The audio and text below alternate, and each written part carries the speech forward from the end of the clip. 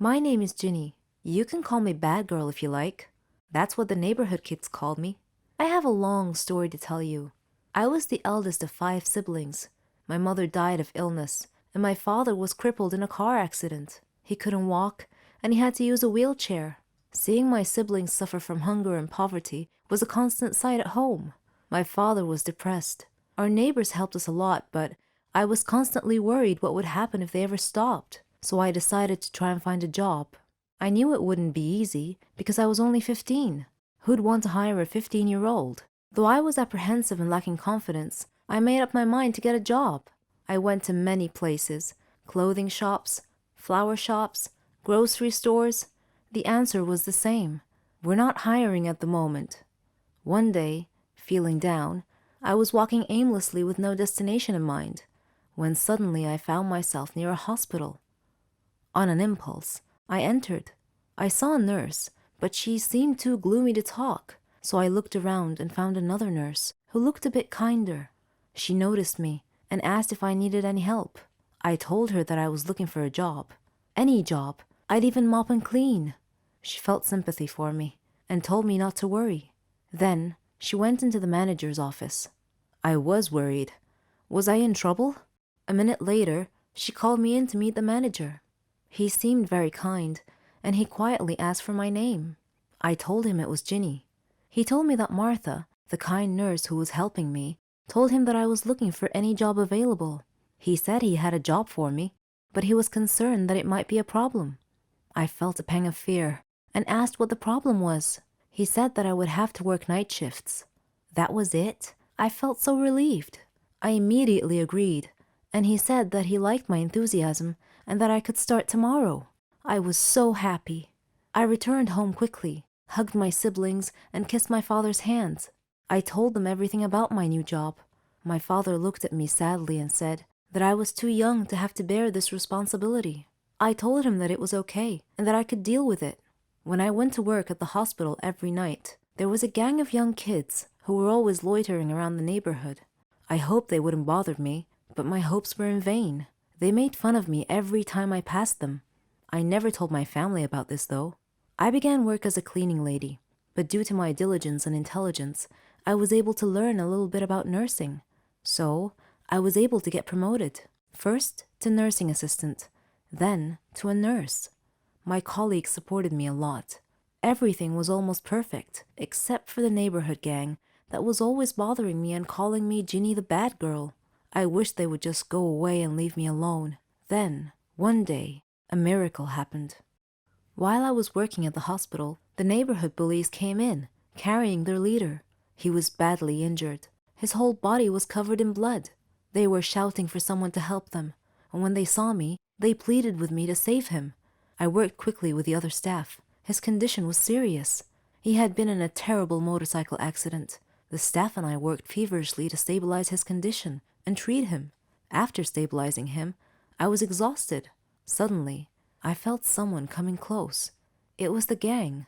They apologized for making fun of me and asked me to forgive them. They said they didn't know that I worked at a hospital. I smiled and told them it was okay, and that I considered them to be my brothers and sisters.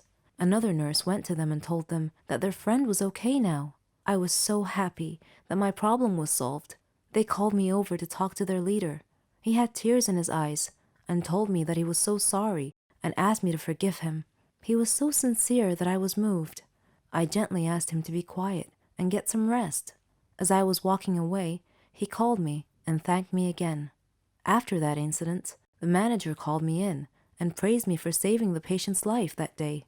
I was still a long way from achieving my dreams, but I had a good head start, and the neighborhood gang began calling me the Mercy Angel.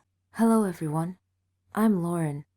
Did you ever wonder what it would be like to have your life completely destroyed by someone close to you? Ever thought about what you would do then?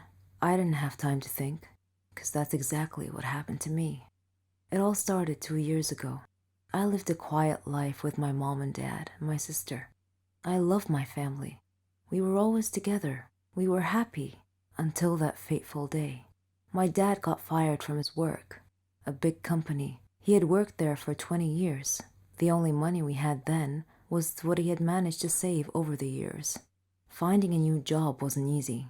It was a hard time for all of us, especially my dad. He was becoming desperate. At times, he just sat there, quietly, deep in thought, and I rarely saw him smile since. One late night, we were still up waiting for him when he walked through the door. But something was different. He wasn't walking straight. It was the first time in my life seeing him drunk. I decided to take matters in my own hand. I started job hunting. I was lucky enough to find something suitable at a startup company. The pay was good enough, and the more I worked, the more I earned. I was trying my best to get our life back. I was giving it all I've got. My dad started asking me for money. I was more than happy to give him what he needed. I didn't even ask what it was for. Then he started asking for more. He came late almost every night, and he was never awake in the morning. It seemed like we hadn't talked together for ages. Then, money started disappearing from my purse. I got home from work one night. It had been a long day, and I was really tired. I put my bag in my room, and I went to the kitchen to find something to eat. I made myself a sandwich, then took it back to my room. But when I got to the door, I saw a shadow moving inside. I thought everyone was asleep, so I opened the door slightly and looked inside. I couldn't believe what I saw. My dad was standing over my bag, and my wallet was in his hand. He found no money in it, so he threw it on the bed and started going through my purse. At that moment, my mom came down the stairs. She had my dad's shirt in her hands and a small pack of white powder. I looked at her face. Her eyes were filled with tears. I tried to speak, but found nothing to say. My dad came out of my room. He saw us standing there. Suddenly, everything changed. He tore the shirt and the pack from my mom's hands. He was hysterical. He started breaking things around him. My mom and I were too scared to move, but then my sister came running down the stairs. He pulled her towards him and held a knife to her throat. He threatened to kill her if we didn't give him money. Without a moment's thought, I did what he asked. Things only got worse. Nothing was ever enough.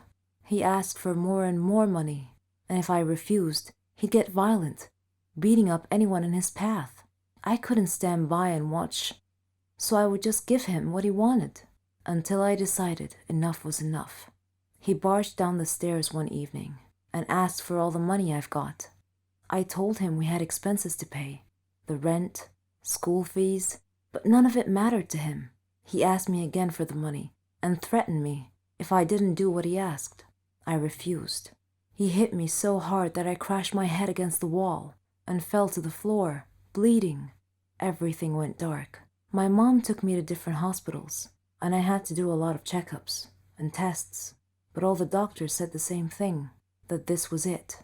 I was sentenced to live my life in darkness, never to see the light again. Bumping my head against the wall was one of the reasons, but apparently my psychological state played a huge role in my recovery. The doctors suggested that I be taken to a psychiatrist. My dad felt sorry for what he had done to me. He quit the drugs and alcohol, tried to be proper, but it was because of him that I was in this state. I didn't know if I could ever find it in myself to forgive him. I was torn inside. He was my dad, but I couldn't forget what had happened. I stopped talking shortly after, and he left, disappearing from our lives. No one knew where he was or what he was doing. A year had passed, and he came home.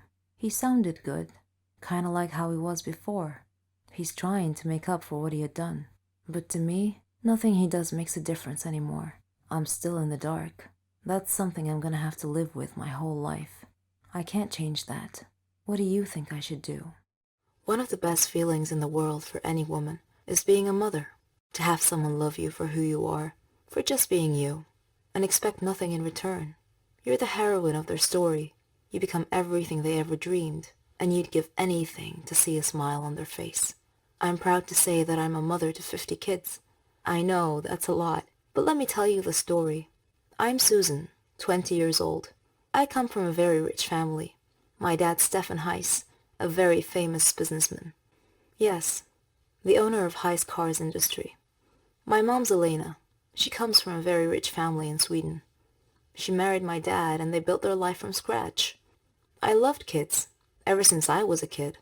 Sometimes I feel like they're walking cotton candy. Their laughs, their mischief. All the kids in our family loved me, and I loved them. Even my aunts said that I'd make a great mother someday. So did Henry. Henry was my childhood friend. We grew up together. We had the same interests, same hobbies. We even thought alike. We got married and started our life together. We were young, but our dreams were big. I was thrilled when I found out that I was pregnant, and Henry was so happy he couldn't believe it. He did everything he could to help me relax. He couldn't wait to be a father. But destiny had something else in store for us. We had just arrived from Sweden. Henry had a problem at work. He was talking on the phone while driving at high speed on a dangerous road. I tried to tell him to watch the road, but it was too late. A truck came out of nowhere and pushed our car off the side. We fell into the lake, and we were unconscious. When I woke up, I found my mother and Henry's mother both looking at me, trying their best not to cry, and I soon found out why. In order to save my life, they put me through an operation. Not only have I lost my child, but I won't be able to have one ever again. Henry was also bruised, but my wounds ran way deeper. That was it, and I could never forgive him. If it weren't for him, none of this would have happened, I thought. None of it. I got a divorce later, after Henry tried over and over and over to fix the situation, to apologize, to ask for a second chance, but all I saw were empty words. There was no second chance. I tried to keep myself busy, find a way to invest my money and time, trying to get my mind off the accident. I decided to open up a toy store. I wanted to bring joy to all the children. One day, as I was standing in my store, I glimpsed a small boy standing out front, looking at a toy. The boy was alone, about 8 years old, but that wasn't all. His clothes were patched up and looked more like rags. His face and hands were dirty, and he just stood there, looking at the doll, daydreaming. I found myself walking out to him, but when he saw me coming, he ran away. A few days passed, and that boy's gaze was all I thought of. Then, one day, I found him outside the store again, looking at a different toy. I moved towards him slowly this time, till I was right beside him. Then I said, "Do you like it?" The boy freaked out and tried to run again, but I caught his arm this time and said, "Don't be afraid. I'm Susan." The boy looked at me, terrified, and I smiled. He started to relax. He told me his name was Billy, and that he was 7, and that he lives nearby. When I asked him about his parents, he said he never knew them, that he lived with Uncle Max. I asked him who Uncle Max was, but he cast his eyes down and was nervous all of a sudden. He looked a bit scared. I got curious, so I took him home with me, let him shower, and prepared a hot meal. I told him that I'd take him home after he'd eaten. I asked him about where he lived. He was quiet for a second. Then he said he had to go, that his brothers and sisters were waiting for him. I asked him how many he had. "Around 50, he said. I was shocked. He told me that they all lived in a big room with Uncle Max. "But how is this Uncle Max able to look after you all?" I asked curiously. But he got nervous again, and he insisted that he must leave, so I decided to take him there. Maybe it'll help clear some of the mystery, I thought. I drove, and Billy was guiding the way, until we got there. The place was a bit far from all the other houses. It looked more like a dump, with some sort of shack built on it. A man was standing in front of the door, holding a kid by the arm and beating him senseless.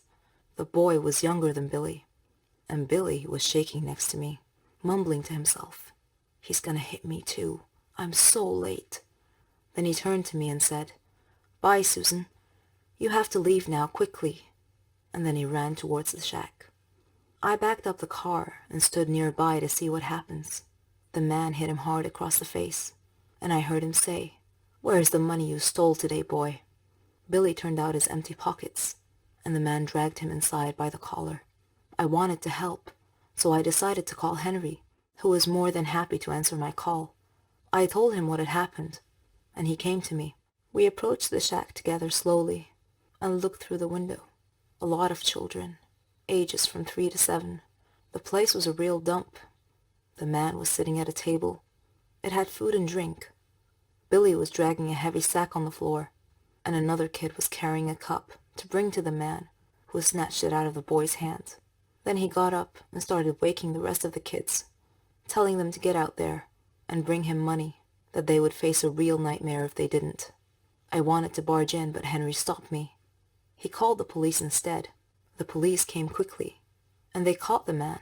Apparently, he kidnapped these children from parks and surrounding areas, so they could steal for him, and he would starve them and beat them. The police didn't know what to do with all the children, and I felt like this was my second chance. I told the police that I would build a home big enough, and I would take them all in, to give them the care and love that they deserve. And that is how I became a mother to 50 kids. Why am I covering my face, you ask? Why would I wear a hoodie and cover my face with a veil? Your brain is probably going to go for the obvious. Illness, health issue, ugliness, or maybe an old wrinkled face. But that's not exactly true. Let me take off my hoodie and remove my veil. There, see? I'm actually not that bad. Well, except for those large, smooth, white spots on my face. I have a skin condition called vitiligo. I'm Bella. My name is supposed to mean beautiful. I'm 17 years old, yet people view me as a monster because of my appearance. People shy away from me. They think they can catch whatever it is I have. They fear me, but they have no need to, really. Vitiligo is harmless, nothing more than a skin pigmentation defect. It is not contagious, and it won't rub off you. But society fears those who are different. No one wants to be near me. I have only one friend. Her name is Laura. Before I developed vitiligo, I had a great childhood. I used to laugh, play music and sing, and I had many friends. My parents and my friends enjoyed my singing and thought that I might become a famous singer one day. My hobbies included reading, watching movies, and playing sports. I excelled in gymnastics and even won a few awards. The days passed merrily. Then one day, I mysteriously got a headache and became fatigued, and I noticed a white spot on my body. I showed it to my parents, and they looked worried. They took me to the doctor, who examined me and diagnosed the problem as a skin disorder called vitiligo. My father was concerned and asked the doctor if it was dangerous. She explained to him that it was harmless, just a skin discoloration issue. My mother asked if it was contagious, but the doctor said no, not to worry. It can't and it won't spread to anyone else. I felt like I was in a dream that turned into a nightmare. The doctor tried to reassure me that it was simply a skin disorder, not a disease, and that it could be treated to some extent.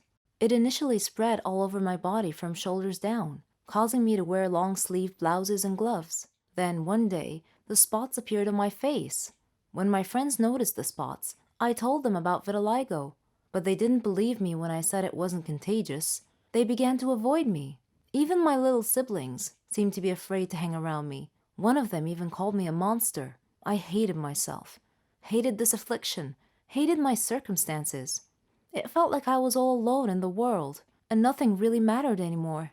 I gave up everything: music, gymnastics, reading. Though my parents encouraged me, I was totally depressed. But as the saying goes, if life gives you lemons, make lemonade. So I decided to try and make the best out of the hand that life had dealt me. Besides my parents, my friend Laura was the only person who supported me in accepting my condition and moving on with my life. Her support meant a lot to me. Sometimes we would spend hours sitting down without speaking. We felt comfortable and safe in each other's company. One day, Laura told me that she had a surprise for me. I told her that nothing could surprise me, but to go ahead and tell me anyway. She said there was a talent contest on a local channel, and that she signed me up to participate in it. I was shocked. I had long forgotten about singing. Laura enthusiastically told me that I had to get back into the habit of singing again, and that I needed to send them a recording of my singing. Initially, I resolutely refused, but in the end, she finally persuaded me to do it, so I submitted a recording of my singing. Laura was pleasantly surprised. She said my voice was beautiful. I sang a rather sad song, and after finishing it, she hugged me. She told me that the results would be released in 3 days. I waited anxiously, and I hadn't felt that way in a long time. 3 days later, I received a call from Laura. Her voice seemed sad. and I immediately knew that I had been rejected from entering the contest. But then she let her true excitement show, and she shouted in the handset that I had been accepted to participate in the competition. I screamed with joy. My parents heard the commotion and asked me what had happened. When I told them, they were ecstatic. I wanted to change people's minds about vitiligo, so I came up with a plan. The day of the contest arrived. The program would be live. My parents, Laura, and I went to the studio to await my turn. There were a lot of participants, all of whom seemed to have beautiful voices that were much more melodious than mine. Oh, I forgot to tell you that I was wearing my usual hoodie, gloves, and face veil again. I tried to stay calm until my turn, but Laura was talking non-stop, and my parents were encouraging me the whole time. After a while, the host came and told me to get ready, that I was the next act up. I patiently waited for my turn, off the side of the stage, listening to them call the name of the singer that preceded me. The audience and judges had clapped loudly for him. He had sung beautifully. I suddenly felt panic. I thought of running back home, but Laura gently put her hand on my shoulder and quietly told me to believe in myself, just as she believed in me. These words calmed me down. They were all I needed. Then they called my name. I took a deep breath and went out onto the stage. The stage lights were so bright, the audience seemed too many to count. I could see the judges wondering and whispering among themselves about my covered head, hands, and face. One of them asked me to introduce myself, and I did. Another one was overcome by curiosity and asked me why my hands and face were covered, and I replied saying that I had a personal reason for doing so. Then they told me to begin. My heart was racing. It felt like it would burst out of my chest. I froze. I couldn't move my mouth. I looked at Laura and my parents. I heard a member of the audience snidely remarking that I was going to sing silently. Another one remarked, somewhat loudly, that he thought my voice was horrible and that I should get off stage. Several members of the audience began to laugh, but my resolution was firm. I had decided to give it my best shot. I closed my eyes and opened my mouth and began to sing. I sang with all my heart. As I was singing, I was thinking of my past suffering, of the friends who had abandoned me, of all the embarrassing moments. I began to cry. When I finished, I was snapped out of my mental reverie by the sound of loud clapping. I opened my eyes and I was awed to see the audience stand on their feet just to clap for me. The judges were smiling broadly and clapping as well. After a short time, one judge motioned the audience to quiet down. "Your voice touched our hearts," they said, "and we enjoyed every word you sang." I motioned to him that I would like to say something, and he nodded and sat down. I launched into my planned speech. When I first walked out onto the stage, you asked me why I was covering my hands and face. Now that everyone has heard me sing and honored me so kindly with applause, I would like to answer the judge's question. Your accepting and honoring me as a singer has encouraged me to do so. I pulled back my hoodie and removed my gloves and veil. I spoke softly into the mic. My name is Bella, and you can see from my hands and my face that I have a skin condition called vitiligo. Because of my appearance, I have been called a monster. My friends abandoned me because I no longer looked normal to them. People blame me for my illness. This made me hate my life. This skin condition wasn't my choice. My parents and my only friend Laura encouraged me to participate in this competition, though I didn't want to. I was terrified to have to show my face in public, but I chose to come here today and reveal my face to draw attention to the plight of people like me, people who suffer from vitiligo, to show everyone here that I am not a monster, that I am not ill, that I have feelings just like you do. So please, do not be afraid of people like me with the skin disorder. That's all I wanted to say. Thank you. Then I heard one member of the audience slowly begin to clap, then two, then three, and suddenly the whole hall burst into applause. I looked off stage. My parents and Laura were all crying. The audience began chanting my name. One of the judges came over to me and hugged me and said that from now on, people would call me an angel instead. I must have been crying because my face was all wet. I was finally proud of myself. I had accepted the challenge and won the day. I was most definitely not a monster anymore. Hello, I'm Sarah. Ever heard of a phobia before? Don't worry, it's not contagious or anything. It just means you're scared of something in particular. Places, people, things. I have a phobia, but I don't like to talk about it. And I definitely don't want to be seen in that state. I was in my second year at college. I had been very busy that semester because we had a lot of assignments, and it was fine. I mean, I liked studying and completing tasks, but I was never a nerd or a geek. No.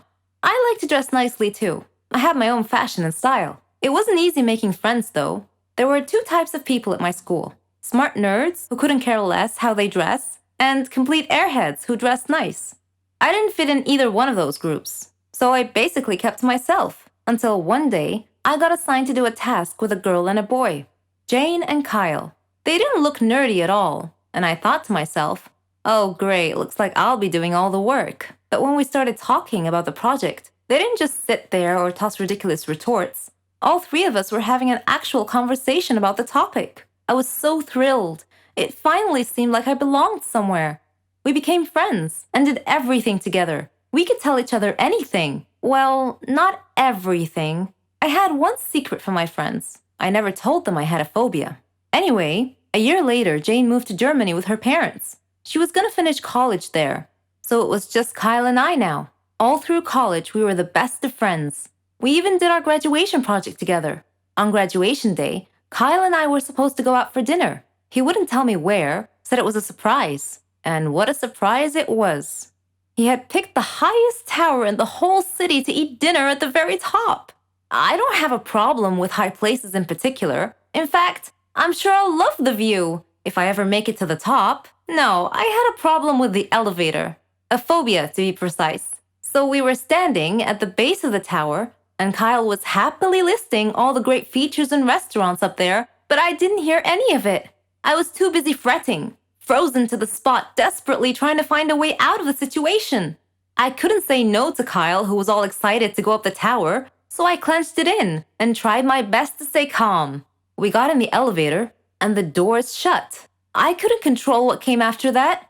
I was terrified, screaming and shouting hysterically, banging on the walls, then falling to the ground. Of course, I don't actually remember any of it. Kyle told me later on. The last thing I remember was the elevator doors shutting close.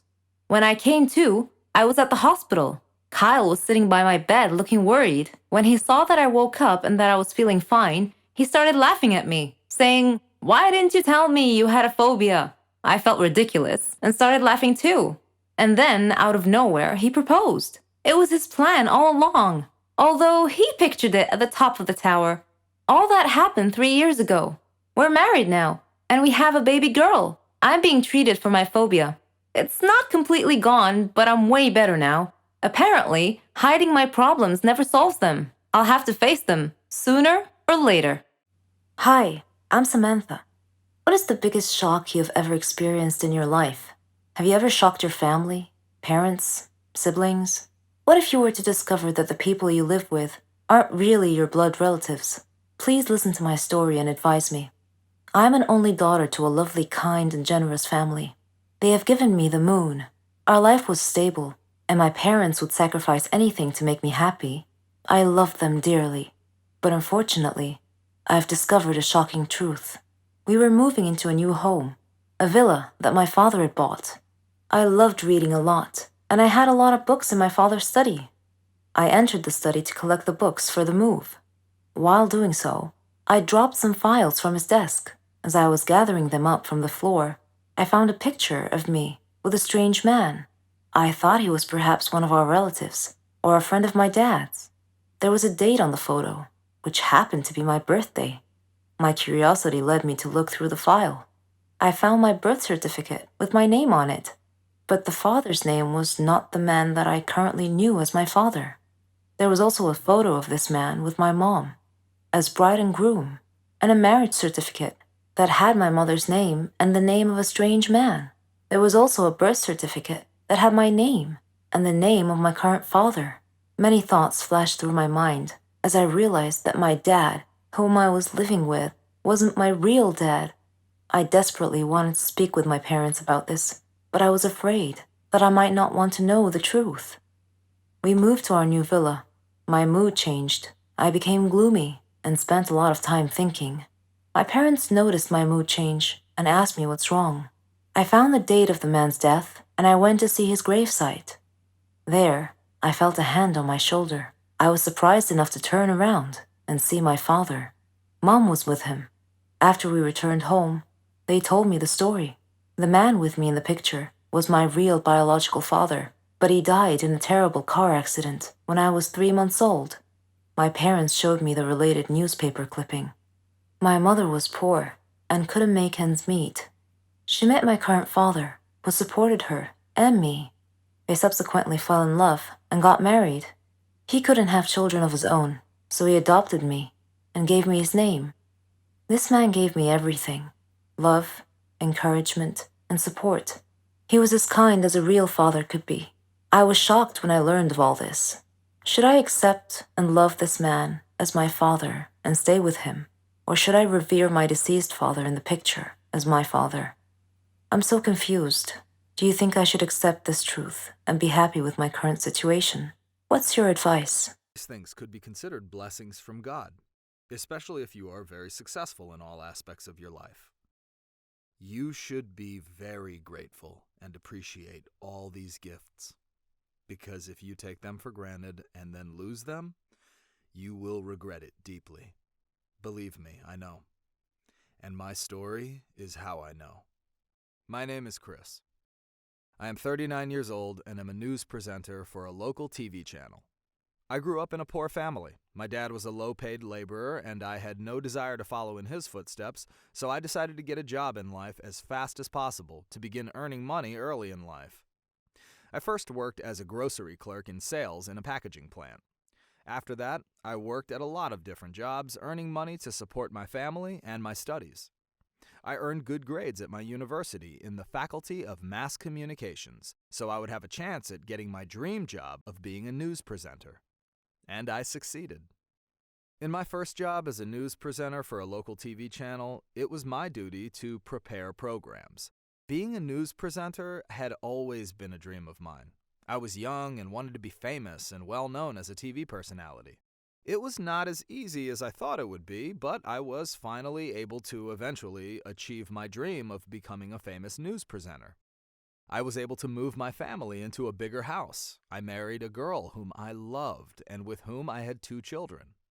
My life was moving along smoothly in accordance with my plans in life. But fate doesn't like happy endings, it seems, and my life took a dark turn. Once I became famous, my work took more and more of my time and energy, and the added stress required to maintain that success at work began taking a toll on my personal life.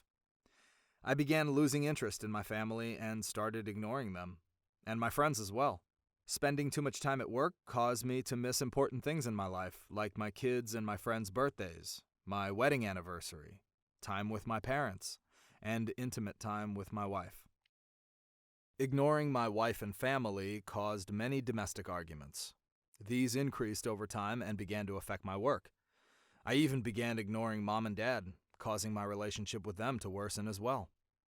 Dad blamed me for seeking luxury and fame at the expense of my family. It was hurtful to hear such criticism from Dad. Eventually, he and Mom decided to leave our new flat and return to the old one.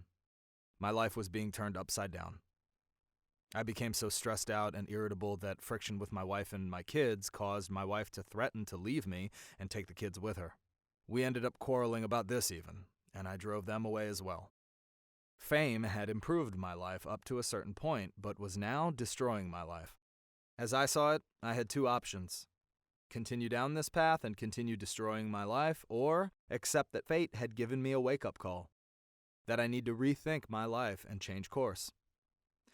Also at this time of deep contemplation, I began getting severe headaches, like migraine headaches that worsened day by day.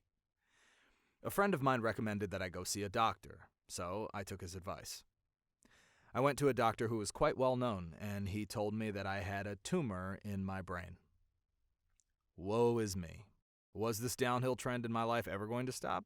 I guess not, because then he continued with more bad news. That I just had 30 days to live. I didn't know what to do. First, I called Dad. I knew that he was upset with me, as were my friends, wife, and kids. It seemed that I might be doomed to die alone. I began reminiscing about the good old days, when my nice home was filled with happiness and my children laughing, playing, and shouting. But now, it sat silent and empty. Having only 30 days to live, I felt that I needed to fix my life before it was too late. So I took action. I took a vacation from work and went to visit Mom and Dad. After hugging and talking to them, my eyes were filled with tears. Learning what I had given up in pursuit of success tore at my heartstrings. They asked about my health, and I concealed my condition and told them I was quite well. I apologized for my past bad behavior and promised them that I would change for the better. Dad forgave me because he didn't want to see me so sad and miserable, so I was able to reconcile with both of them. Mom asked about my wife and kids, and upon learning that they had left me, she said that I needed to reconcile with them too. I told her that I would do that I planned to fix everything. So I returned to our old home and was putting some flowers on the doorstep when my wife happened to open the door to find me there. I tearfully asked her to forgive me and to move back into our new home to live with me again. I promised them that making them happy would be my only purpose in life from that point forward. The strange thing is that I not only changed for the better, but I was even better than I was before things had gotten worse. I spent all my time with my parents, my family, and my friends. We met every week to gather fun and barbecue cookout parties. During my spiritual renaissance, my renewed enjoyment of life, my phone kept ringing a lot, but I figured it was just the doctor with more bad news, so I ignored it. Then one day, I gathered all the family together and told them the truth. That I was going to die very soon. It was a major shock to everyone. My wife fainted, and my parents and kids were all crying. Finally, I was ready to answer the numerous phone calls that had been coming in. They were from the lab. The lab technician informed me that they had mixed up my medical records with someone else's, and that person had died within the predicted 30 days. However, I was off the hook. They apologized profusely for their mistake and hung up. I was so ecstatic. If there's really a cloud 9, then I was there. I walked outside and looked up at the clear blue sky with my eyes full of tears, basking in the warmth of the sun and savoring the cool breeze of life teasing at my hair and face. Fate had given me another chance, and I did not intend to waste it the second time around. I would live the rest of my life as if I only had 30 days to live.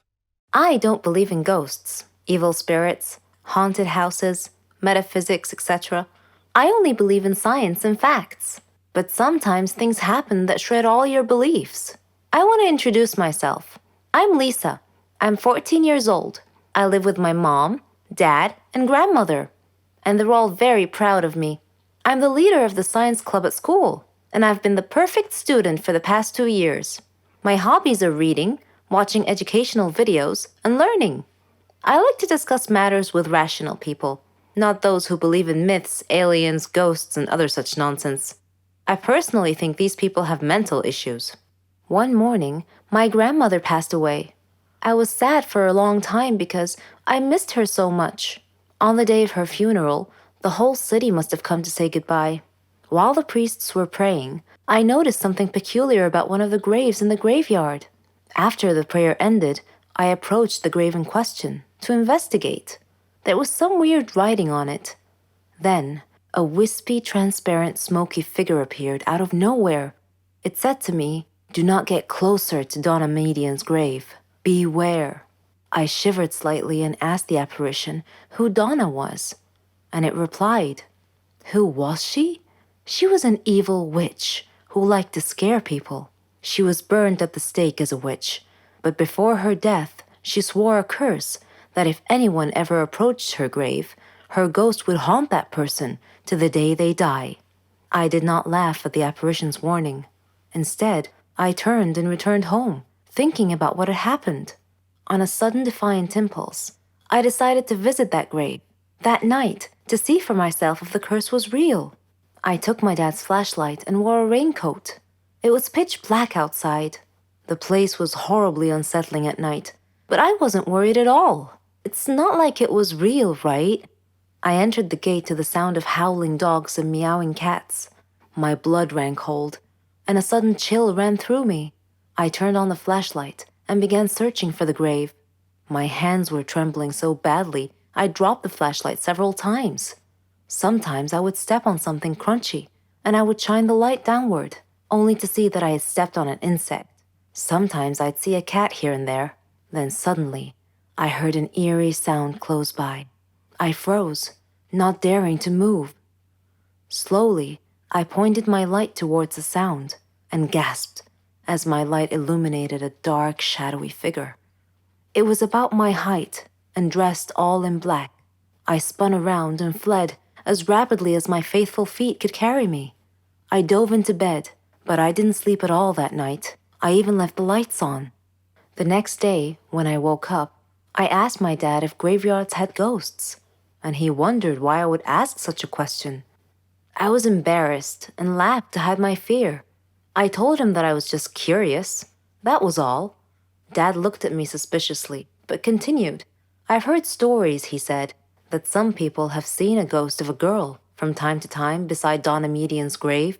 I felt my heart sink, and I asked slowly, "Is she about my height and dressed in black?" He replied, "Yes, that's how I've heard the ghost described."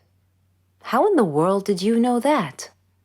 I looked down casually and answered, "Oh, I read an article about it on the internet last night." My head hurt just thinking about this ghost thing. I made up my mind to prove or disprove it once and for all. I called my friend Laura and persuaded her to come with me to the grave. The following night, we met at the stroke of midnight at the entrance to the graveyard. Laura was shaking and constantly casting glances right and left. The weather was rainy and gloomy. The ground was muddy, and cats were meowing everywhere. It would have made the perfect setting for a supernatural horror movie. While we were looking for Donna's grave, flying bats would occasionally startle Laura, causing her to scream alarmed. As we approached Donna's grave, we suddenly heard a sound behind us. We both turned around at the same time and screamed. A ghost was glaring at us. It asked angrily, "What are you doing beside my grandmother's grave?" "Wait a minute. Are you girls?" She uncovered her face, revealing that she was just a girl, and a beautiful one at that. She told us that her name was Carmen and asked me to turn off the flashlight because it hurt her eyes. I did. Then I asked, "Who are you?" She replied, "I'm the 5th grandchild of Donna Median, the poor woman in this grave who has been wrongly accused." We both whispered back, "Wrongly accused?" She continued saying, "Yes, she was a victim of the Holocaust during World War II.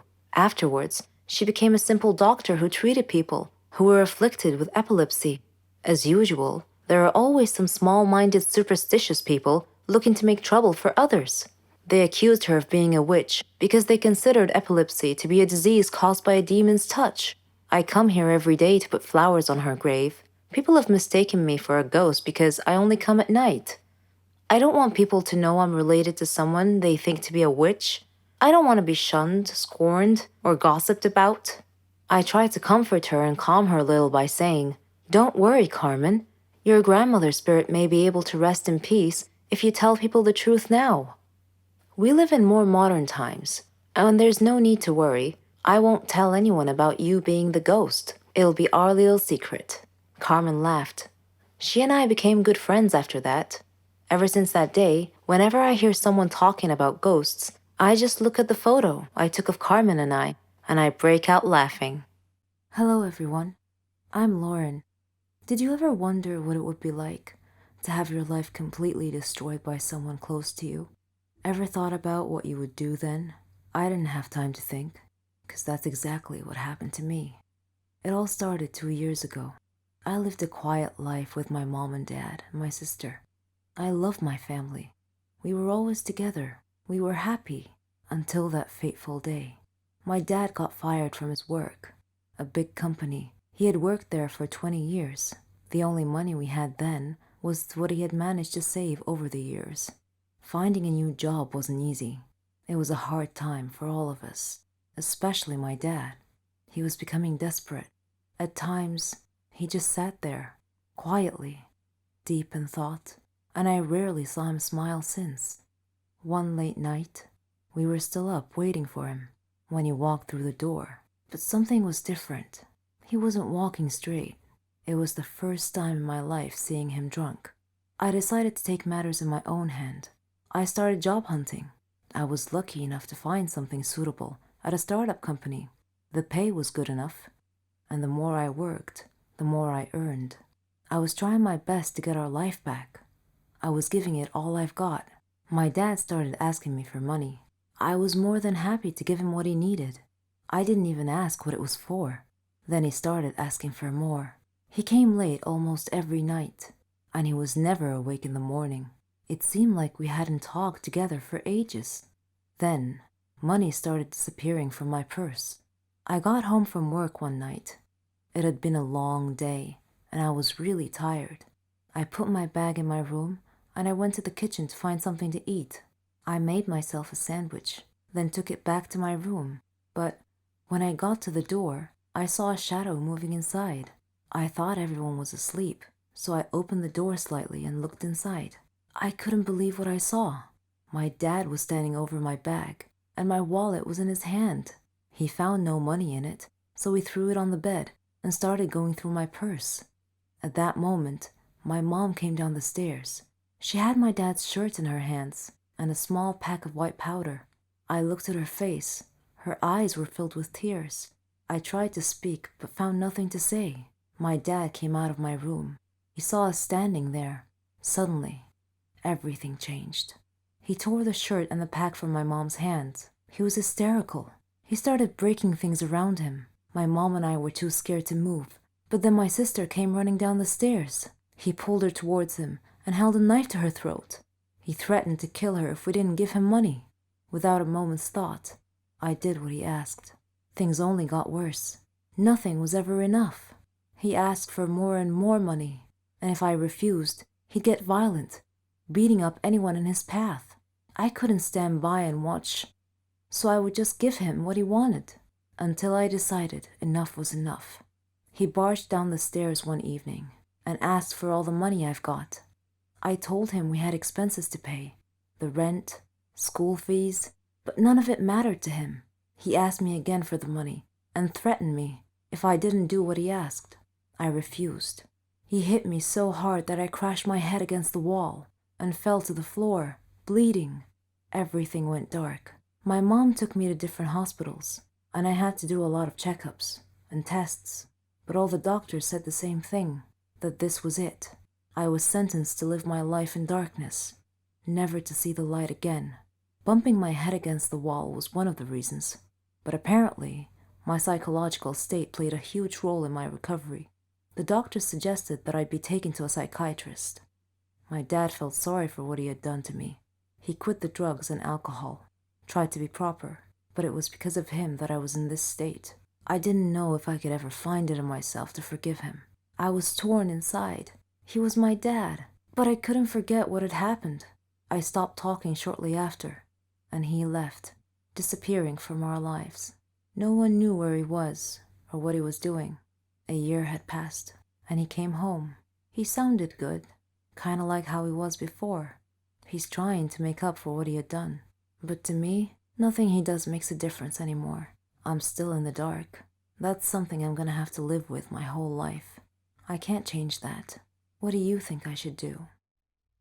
I am Matthew, 21 years old, and I must tell you something.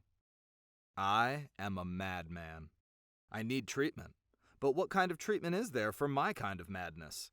You see before you a man with torn clothes who speaks to himself all the time. I used to be a doctor, but I left medicine to pursue aromatology. In case you were wondering, aromacology is the study of fragrances, such as scents of flowers and how they affect people. Let me tell you my story. My parents were very proud of me because I was intelligent, well-known, and well-respected at my university. I earned high marks in all my courses.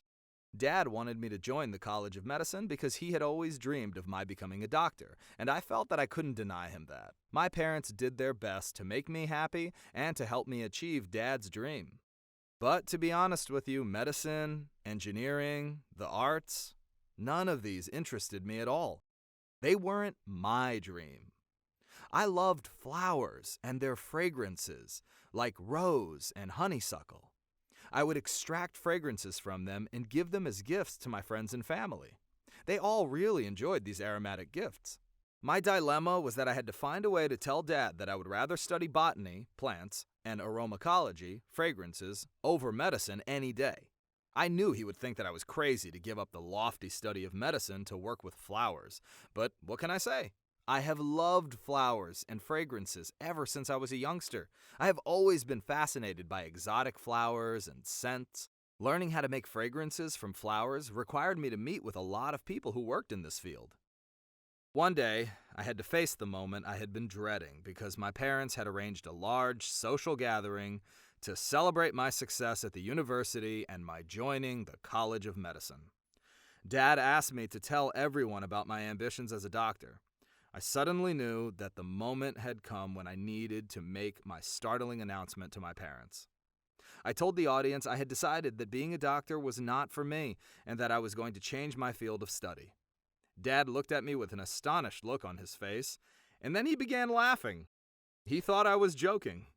Then I turned to him and said, "Dad, I'm not joking. I'm serious. I want to study flowers and fragrances, similar to the types of gifts I've given you before." The audience suddenly got very quiet. They could sense that this was an epiphany for my parents. The embarrassment and shock in the air was palpable. Dad looked at me and said with an affected smile, "Matthew, you were born to be a doctor. Forget all this nonsense about silly flowers." A little testily, I said, "Dad, extracting fragrances from flowers is not silly." Dad said, "Bah, forget about that." The party spirit was somewhat subdued after this testy exchange. Regardless, in deference to Dad, I began studying medicine, but most of my energy and attention was directed towards flowers and their fragrances. Sometimes I would spend time with my medical friends, and sometimes with my aromacology friends that I had met earlier. I spent my first year in medical college earning high marks as usual, but I had no passion for it. It neither excited nor interested me. There came a day when I had had my fill of medical studies and just couldn't take it anymore. So I decided to leave the College of Medicine to pursue my true passion, flowers and fragrances. When I told Dad of my decision, he was very upset, cursing at me and accusing me of being mad, insane, crazy. I repeated that I had zero interest in medicine and stated that the true madness was sticking with a field that I really didn't like at all. I moved away from home and stayed with a friend for a while before finally renting and moving into a small apartment. I faced a lot of obstacles in the beginning, but I didn't give up. I set up an arboretum by planting some flowers and nurturing them. I was working on a rare kind of fragrance extracted from a variety of flowers. I had to travel to obtain these specimens. My product fragrances weren't successful at first, but I persisted. Initially, I offered my fragrance products to various factories, but all refused my offer. So I continued in my studies. I worked in many different places.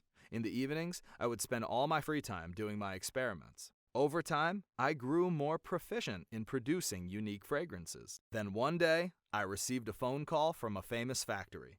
The factory owner told me that he might be interested in working with me, so I sent him some samples of my work, and they delighted him. And I was delighted that he was delighted. Thus began the lucrative stage of my new endeavor. I started earning a decent income and achieved a modicum of success in the end. After a while, I called Dad and asked him to forgive me, and he did, finally realizing that my passions were not necessarily his passions, and that I must pursue what I enjoyed the most. I have my own factory now. I achieved my dream in the end. My advice to you, the readers, is never to give up when pursuing your dreams. With persistence, you will be successful one day. So what do you think? Was I a madman to give up medicine for aromacology? Was I a madman to give up medicine for aromacology? I confess that I love money and fame. People envy me for it, or they did. I've been a prima donna since the day I was born. All girls dreamt of being me. My father helped my brother and I achieve all our dreams. But there was one fly in the ointment, and this is my story. My name is Amelia. I'm 17 years old. My father's a businessman. My mother came from a rich family, so we were quite wealthy, rolling in dough, one might say. My brother Arthur was handsome, older than me. He went to flight school. We lived a good life without a care in the world. We had everything: cell phones, clothes, cars, servants, opportunities to travel the globe. We wanted for nothing. The most important thing was our happiness. And so my story starts at the villa where I lived with my family. My father employed many servants to attend to our every need. Martha was our head servant. She was in her 40s, funny, smart. Arthur and I loved her. Oddly, we didn't view her as a servant because she took such good care of us. Mother didn't seem to like her for some reason and was always mistreating her. Father, however, adored Martha. Once I left my iPod in the garden, and I was going to get it. On my way to the garden, I passed by Father's office, so I decided to go and talk to him. He was at his desk, and Martha was standing next to him, crying. I figured it was because Mother had mistreated her again. Father saw me standing there, and he asked me why I was still awake, and I told him about my iPod. I didn't think much of it at the time. As time passed, Mother and Martha's disputes became more frequent every day. Father wasn't home a lot, but whenever he came home, he would always ask about Martha first. One time, when this happened, I noticed that Mother glared at Father. I couldn't understand why. Father was often away traveling for long periods of time. One of those times, I noticed that Martha was always tired because Mother was making her work very hard. Mother never let her relax. One day, after midnight, I went to Martha's room to check on her, and I was shocked to see that she looked different than I remembered. I asked if she was pregnant, and she said that she was, but that I shouldn't tell anyone, otherwise she'd get fired. I didn't understand why my parents would fire her for being pregnant. A few days later, we received some really horrible news. Father's plane had crashed, and there were no survivors. We were stunned. All of us were crying, but Martha was crying especially hard. Suddenly, Martha fainted, and we took her to the hospital. Our life had changed overnight. After the funeral, Father's lawyer called us about Father's will. He came to our home and met my mother, Arthur, me, and Martha, and 2 other servants. The lawyer began reading the will. He started with Mother's inheritance, then mine, then Arthur's, and then Martha's. He looked at Martha, cleared his throat, and said in a quiet voice, "Martha, the deceased has left you 10 million to raise your child." The lawyer read the last line of Father's will, which said, "Martha's child is mine." We all gasped, but Mother suddenly lost it. Enraged, she attacked Martha as the lawyer pulled Mother away from her. Arthur was holding his head in his hands, and I was shocked. I said to Martha, "How dare you? How dare you do this to us? This is our money. You don't deserve any of it." Then I spoke to the lawyer. "Please tell me this isn't true." He replied helplessly, "Unfortunately, it is." Arthur was glaring at Martha, and he said coldly, "Martha, you are going to die." Martha looked very frightened upon hearing this. That night, the other servants helped Martha sneak out of the house. Arthur came to my room that same night and told me that we had to kill Martha. He said he knew where she was, and that her 10 million belonged to us. At first, I was hesitant to get involved. I mean, that was murder, but in the end, I reluctantly agreed to help him. The next day we made a call and hired a hitman to rid us of that disaster. Later we received a call from him. He said that Martha was no longer a problem. We smirked in victory. A few days later, the lawyer came by again.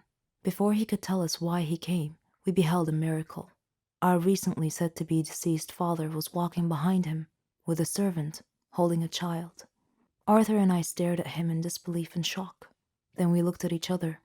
Arthur's face had gone pale white as all the blood drained from his face. Father was livid, and said to us in an accusing manner, "The moment you thought I was dead, and that I left an inheritance for Martha, you immediately arranged to have her killed. I suspected you'd try something like this. It was pure luck that I got back when I did. I missed my flight that day, otherwise I would have been dead now. So fortunately I came back early enough for Martha to call me and tell me about your death threat. When I arrived at Martha's place, she was already dead, but I called 911, and they were able to save the child. Then I immediately called my lawyer to revise my will, to leave half of my inheritance to this child. I felt like I was in an endless nightmare. The police arrived and told us that the hired killer had been arrested and had confessed, and told the police that Arthur and I were the ones who hired him to kill Martha. As the policeman was handcuffing us to take us away, I thought about the irony, how Martha was dead, how her newborn baby had survived and was now the richest child in the country, how Arthur and I were going to jail, and how one small fly in the ointment had caused our ultimate fall from grace. My name is Laura, and as a child, I craved unconditional love. But instead of cuddles and family outings, my lasting memories are of bitter rows.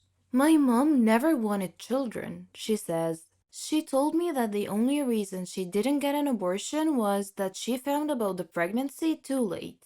My dad left when I was very young, which made my mother resentful. She had to stay and be the responsible mom, which she hated.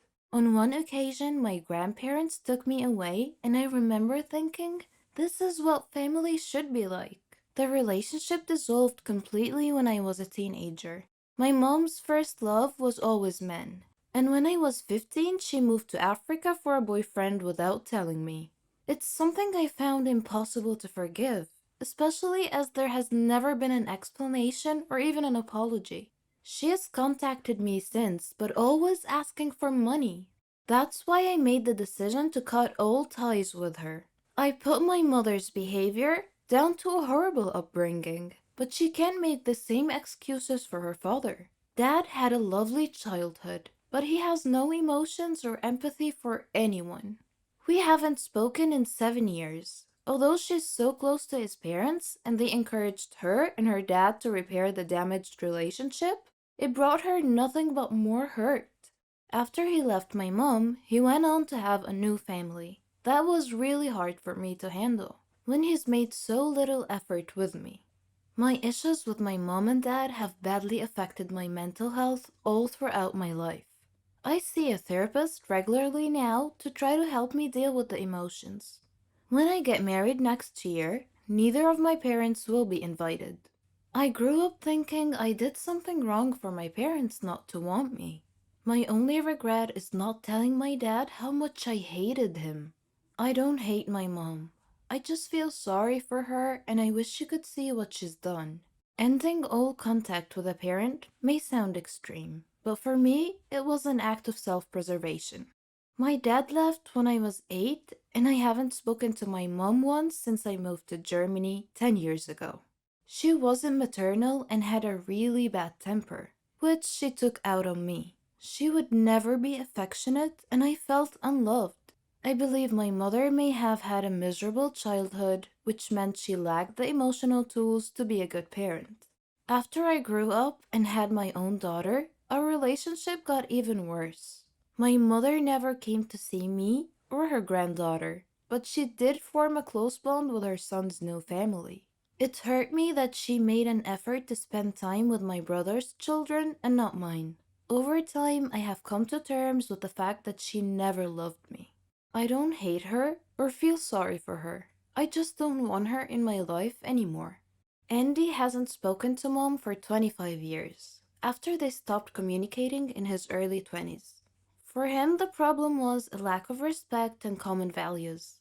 I grew up in a children should be seen and not heard household, where my parents' opinion was the only right one. We would have dinner in silence, and my parents never encouraged me in my interests or activities. He says he was never praised for his achievements, only criticized for doing wrong things. Whatever I did, it was never good enough. If I did well at something, my dad would always have to prove he was better. The house rules were strict, and he was sent to bed by 10 p.m. every night, even at the age of 16.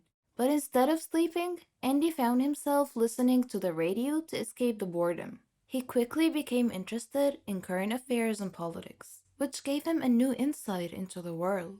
It made me realize that my parents' views were snobby, sexist, and racist. I was never allowed to voice any opinion that contradicted their views, or I'd be sent to my room. It made me lose respect for them. Andy and I were living in the same house, but we hadn't had a conversation for over a year. I can't say I regretted not making up with him. He was miserable to be around. Several years later, Andy graduated from university and bought a house. I was so proud, but my mom told me it was horrible. She said it looked like a council house and asked why he wanted to live in a slum. As his career advanced, she became more critical and constantly compared him with his half-brother. I was 21 and felt successful, but she was ashamed of everything I did because it didn't fit her snobbish ideals. Eventually, he stopped contacting both my mother and his brother, and has never looked back. It wasn't really a difficult decision to make because we had nothing in common and they didn't accept me or my life choices. Andy understands why some people see this as a surprising decision, but has no interest in sustaining a relationship for the sake of it. I feel like seeing your parents out of duty is wrong. If you have made no effort to build a relationship with your children, I don't think you can expect them to be there. For other families, the rift is a result of the parents' divorce. Like my friend Helen, she lost contact with 2 of her 4 adult children this year, after ending an emotionally abusive relationship with her father. Since they separated in 2011, it's been a slow process of parental alienation. Her son hasn't spoken to her since last year, and her middle daughter is now ghosting her on every channel of communication. She believes her former partner has used the same manipulation tactics on her children as those that destroyed their marriage. Once the kids got older and she developed her own life and interests, her ex became controlling and tried to stop her from doing the things that she liked. During a period of gaslighting that spanned many years, she says he told lies about her behavior to friends and family. Once he told them she was drunk and suicidal and she had gone missing. In reality, she had gone to the supermarket.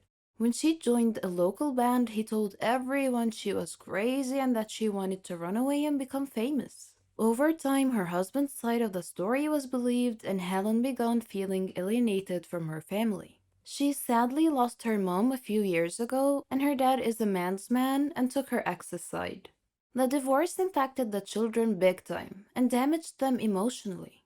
Despite making every effort to build bridges with her children, she admits she doesn't know what their father has told them. He has always made an argument before parties and celebrations to prevent her from coming to the event. He also accused her of having an affair, even though she never cheated on him. The relationships with her 2 estranged children became so strained that she wasn't given a chance to discuss what had happened. The only explanation they've ever given her is that she doesn't care about them, or that she treats them as little kids. Though losing contact has been an extremely painful experience for both of us, I don't blame anyone. Not me, not my mom, not Helen, and not her children. It's no one's fault. I can very much relate to how Helen's children felt. They're like goldfish swimming in a tank where someone keeps adding a tiny bit of color every day until they start to see things in a completely different way. I would love a chance to reconnect with my mom, but I can't see how it will happen. At the moment, I feel like I'm standing outside and they're inside a glass room. I really miss my mom, my brother, and definitely my dad. My son killed me. Yes, you read that correctly. I am not a ghost or an evil spirit that needs rescuing. I have a brave heart. My name is Megan, and I hope to inspire you with my story. I lived with my father and my sister Marlene after the death of my mother, who died from an illness. Though I was only 18 years old, I became responsible for taking care of my whole family.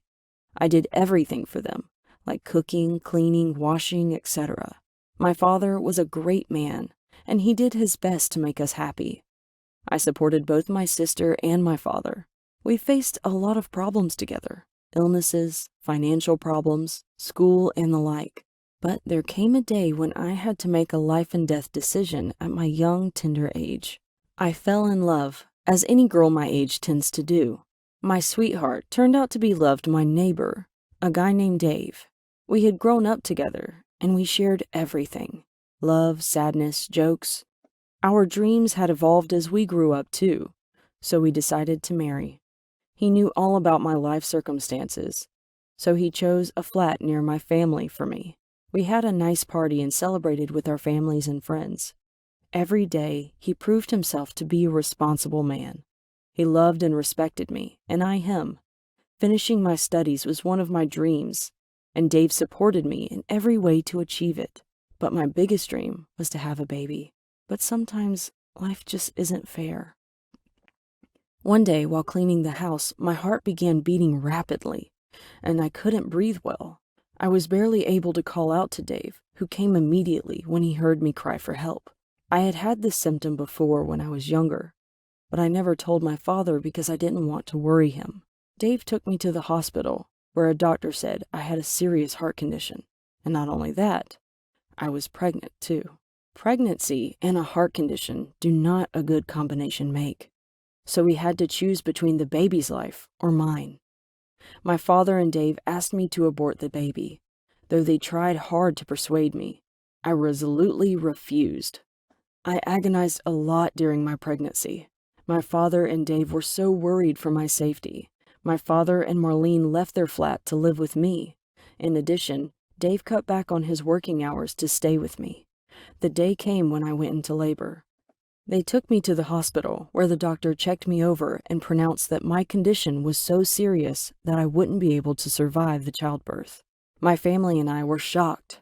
I held Dave's hand and told him that I was strong enough to survive this. Dave hugged me, crying tears like a river. I was so afraid, but I did my best to hide that fact. I looked to my protruding belly and said to my baby, "I want you to know that I sacrificed myself for you. You had better grow up to be a great young man. I love you." Then the baby started pushing its way into this world. The scene fades to blackness. The baby is born. Suddenly, a year later, a birthday party is being held. The baby is now 1 year old. A woman is singing with the baby and her family. The woman looks at you and winks. Megan says, "Haha, fooled you. I lived through the childbirth. Sometimes life gives us a second chance, but you have to be willing to accept the risk." Hello, I'm Dahlia. Naturally, it's every girl or boy's dream to get employed after they graduate and start their practical life. And that's what happened to me. Right after I graduated, I found the perfect job. I was hired as a graphic designer. As you all know, on the first day of work, we want everything to be perfect. We get ready. We arrive there early just to show them that we're diligent and hardworking. So I got everything ready the day before it, just in case.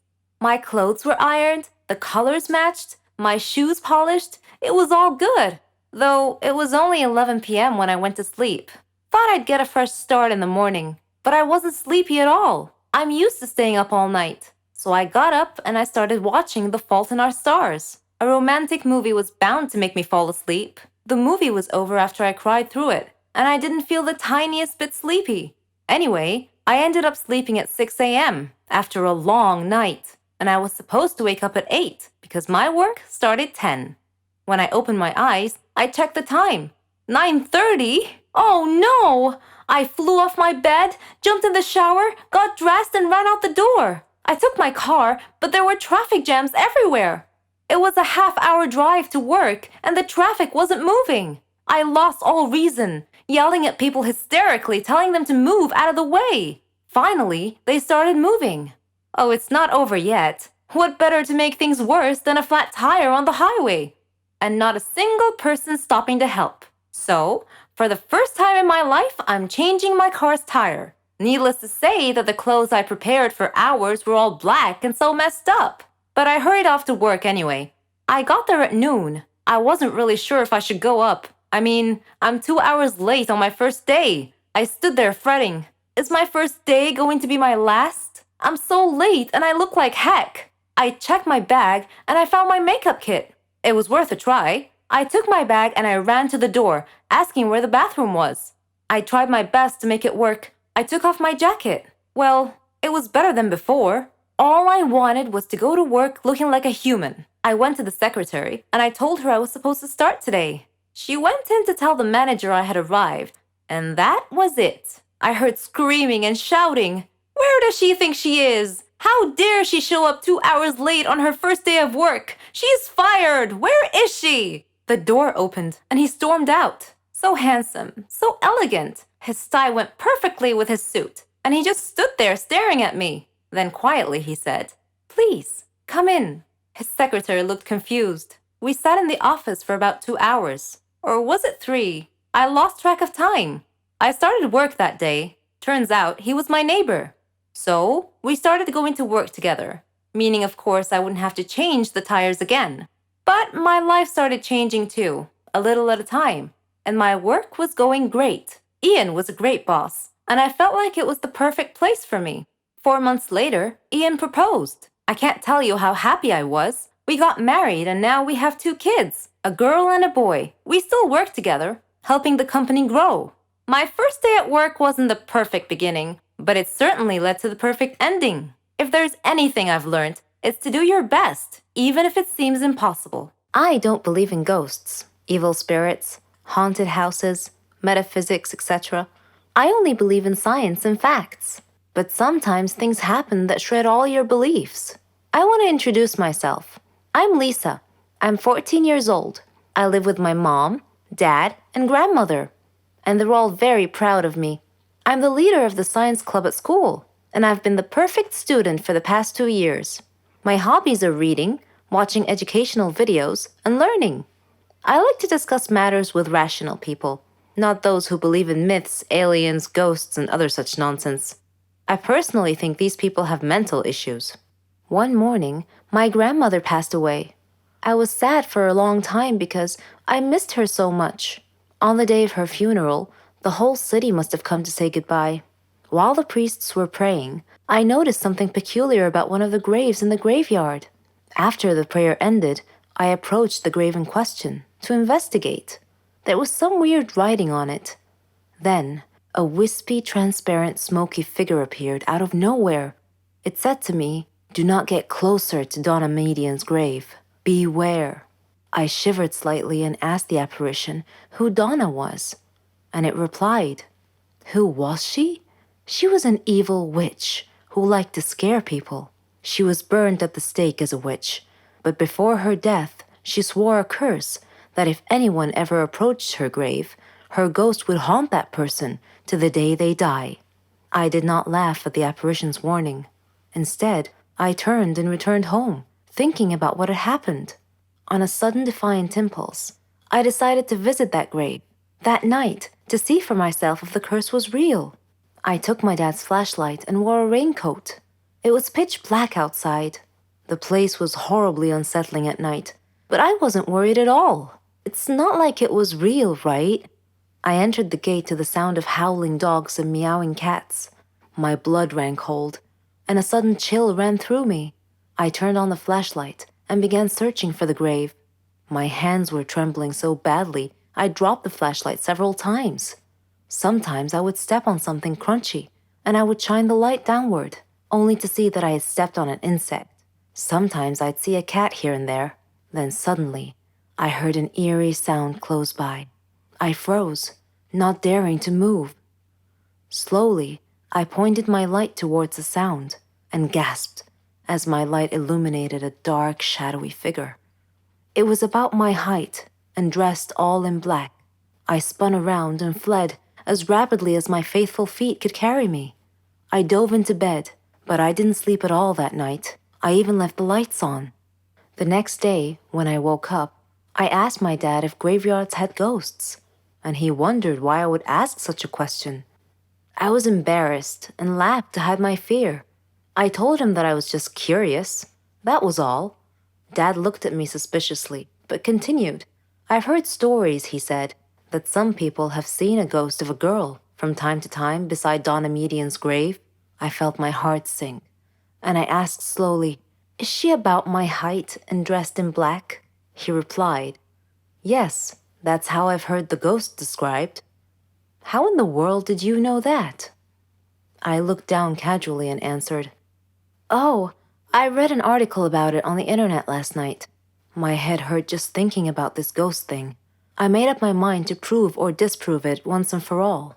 I called my friend Laura and persuaded her to come with me to the grave. The following night, we met at the stroke of midnight at the entrance to the graveyard. Laura was shaking and constantly casting glances right and left. The weather was rainy and gloomy. The ground was muddy, and cats were meowing everywhere. It would have made the perfect setting for a supernatural horror movie. While we were looking for Donna's grave, flying bats would occasionally startle Laura, causing her to scream alarmed. As we approached Donna's grave, we suddenly heard a sound behind us. We both turned around at the same time and screamed. A ghost was glaring at us. It asked angrily, What are you doing beside my grandmother's grave? Wait a minute. Are you girls? She uncovered her face, revealing that she was just a girl, and a beautiful one at that. She told us that her name was Carmen and asked me to turn off the flashlight because it hurt her eyes. I did. Then I asked, Who are you? She replied, I'm the fifth grandchild of Donna Median, the poor woman in this grave who has been wrongly accused. We both whispered back, Wrongly accused? She continued saying, Yes, she was a victim of the Holocaust during World War II. Afterwards, she became a simple doctor who treated people who were afflicted with epilepsy. As usual, there are always some small-minded superstitious people looking to make trouble for others. They accused her of being a witch because they considered epilepsy to be a disease caused by a demon's touch. I come here every day to put flowers on her grave. People have mistaken me for a ghost because I only come at night. I don't want people to know I'm related to someone they think to be a witch. I don't want to be shunned, scorned, or gossiped about. I try to comfort her and calm her a little by saying, Don't worry, Carmen. Your grandmother's spirit may be able to rest in peace if you tell people the truth now. We live in more modern times, and there's no need to worry. I won't tell anyone about you being the ghost. It'll be our little secret. Carmen laughed. She and I became good friends after that. Ever since that day, whenever I hear someone talking about ghosts, I just look at the photo I took of Carmen and I break out laughing. Drastic and dire situations create heroes. No one makes history unless their story is inspiring or involves great pain and suffering, overcoming many obstacles and hardships. No one achieves glory without believing in themselves and their abilities, or at least, that's what I think. Sometimes your path to making history doesn't quite go according to plan. My story is a great example. I'm Joanna. I'm 21 years old. I live with my parents and my little sister Veronica. My father was a police officer. He was very brave. He was my idol. He believed in justice and sacrificed anything to see it done. One of my life goals was to be like him. I loved to see him in his uniform. I viewed him as a hero of sorts and believed the old adage that good always triumphs over evil. Unfortunately, that rosy affirmation doesn't always hold true in real life. My father's work used to keep him terribly busy. Nevertheless, he took a few hours off on Veronica's birthday so he could be there with us. Halfway through the party, Dad's work called and told him that a thug was holding a group of nursery kids hostages, demanding a large sum of money and a means to escape the scene. Dad had to leave to deal with the situation, so he excused himself, telling us that duty calls. We were used to seeing Dad dash off suddenly at various times to deal with crimes in progress, but something felt uneasy about that particular time. Dad arrived at the scene just when his colleagues were preparing to charge into the building at significant risk to the kids. Dad volunteered to enter alone to take out the criminal before anyone got hurt. He sneaked into the building and engaged the hostage taker in a gunfight. He managed to kill the thug, but was seriously wounded. He died days later. The whole police department and the city were saddened by his loss. They held a memorial service for Dad. This senseless crime and the loss of my dad galvanized me to enroll in the police academy. Mom tried her best to dissuade me, but I refused to budge. I passed the entrance exam and worked my way through it. It was a challenging program that required diligence, persistence, and patience. The training was quite difficult at first, with very few breaks, and everyone else was intelligent and competitive. In fact, I began to doubt if I could keep up with them. But then I dreamed of Dad hugging me and telling me that I was his hero and that he would always be at my side. When I woke up the next morning, I felt somehow different, more confident, more resolved to succeed. I worked even harder, and my instructors noticed and acknowledged my extra effort. I made friends who soon gained confidence in my abilities. My grades improved considerably. Graduation day came, and I anxiously waited to see what my first assignment would be. I was ready to tackle crime, to fight for justice, for all. Unfortunately, my first assignment was as a traffic cop. I was disheartened to see my peers get more prestigious positions, even though I had higher grades than they did. Dejected, I went home and told my mom. She encouraged me and told me that everyone had a job to do and should do it to the best of their ability. Rewards would come in time. She said she appreciated the work of traffic cops, who kept city traffic flowing smoothly during accidents and other abnormal situations. Her words helped me to accept my situation. Regardless, the work was boring, and I still envied my peers for their more important and more glamorous assignments. Life's just not fair. But remember those dire situations I mentioned earlier? Well, during one of my traffic control days, when a traffic light had failed, I noticed two black cars idling in front of a bank in a no parking zone. Initially, I thought it was the bank manager or some other VIP stepping into the bank for a quick stop. I turned my attention back to my traffic control and waved the cars waiting in the left turn lane to proceed to turn left. Then, I looked back at the bank and noticed that a man had gotten out of one of the black cars and stepped over to speak with the bank guard, standing outside the bank. Suddenly, he struck the guard and knocked him unconscious. Then the cars emptied as a group of masked men exited and rushed into the bank. These actions all occurred in quick succession. An armed robbery was in progress. I called the police station on my radio and reported the incident. The police quickly showed up and took the waiting car drivers into custody. The masked men had no choice but to remain inside the bank with the customers as hostages. They were trapped. They threatened that if they weren't let go free with the money, they would blow up the bank and kill all the hostages. My father's life and death scene played across my mind like a movie rerun. I watched the policemen discussing what to do. I felt that I knew more about these city blocks than they did, because I spent many hours every day plying these streets, directing traffic. So I volunteered to enter the bank alone. Since this was my beat, I knew that the bank had a secret entrance that the criminals couldn't have known anything about.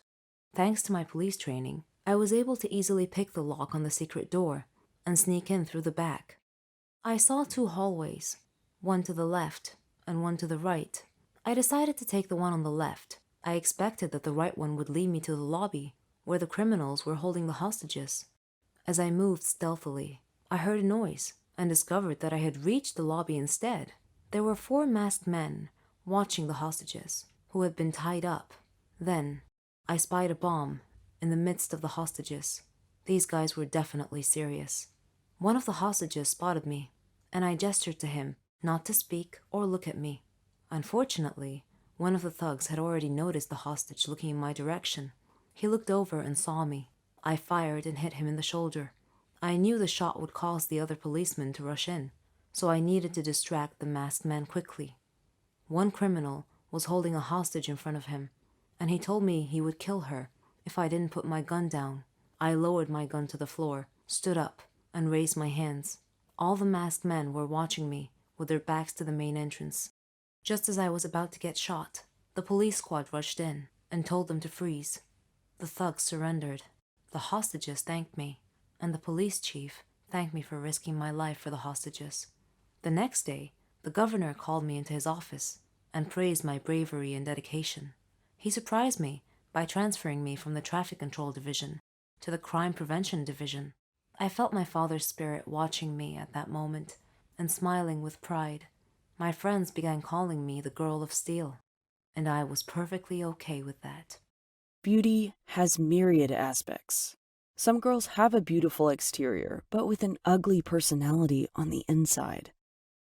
Some are ugly on the outside, but have a beautiful personality. Some are average on the outside, but inside are very educated and elegant in behavior. This is where the idea of the Miss World contest originally came from. The girl who has the most aspects of beauty overall should be able the title. But what if a girl is beautiful in every way except for the external beauty that is valued above all other aspects? Does she really stand a chance at all? My name is Naomi, and I am 16 years old. I live with my mom and 2 sisters. I am the middle daughter. My dad died a long time ago in a horrible train accident, leaving Mom to raise us alone. So she taught us to be independent, to trust in ourselves, and to determine our own paths in life. We excelled at school and had plenty of friends. But life didn't give us everything. There is always a blemish on anyone's life. For me, it was beauty. I was boringly plain-looking. No one wanted to date me. But I was okay with that because I knew that most boys were idiots, concerned only about a pretty face, even if that pretty face belonged to an empty-headed dimwit. Our school held an annual beauty contest based solely on external beauty, so I figured that it was time to change the rules of the game. I went to the teacher responsible for organizing this contest and suggested that this year's contest be a multifaceted beauty contest. I explained about considering internal aspects of beauty, such as maturity, responsibility, social interactions, academic performance, environmental awareness, character, personality, talent, hobbies, aspirations, etc. The teacher smiled and told me that she didn't have the control in this matter, but said she would speak with the principal. She asked for 2 days to try to persuade him. The 2 days crawled by at a snail's pace, but I was rewarded by my new rules adopted for this year's beauty contest. It would focus on both the inner and outer aspects of beauty. The student body was divided on the issue. My group cheered the new rules, but Emily's group hated it. Emily had won the school's beauty contest for the previous 2 years. She was as beautiful as a Walt Disney princess. Long blonde hair, lovely soothing voice, green eyes, elegant posture, but snobbish, vapid, shallow, narrow-minded. She testily asked the air, "Whose idea were these stupid new rules?" "Mine," I answered simply. She glared at me and told me that the old rules had been the standing rules for eons and couldn't be changed. But I corrected her by telling her that everything changes. She dismissed me with a wave of her hand by telling me that it didn't matter, that she was a shoo-in to win anyway, regardless of any stupid rule changes. I read the flyer about the contest and the new rules.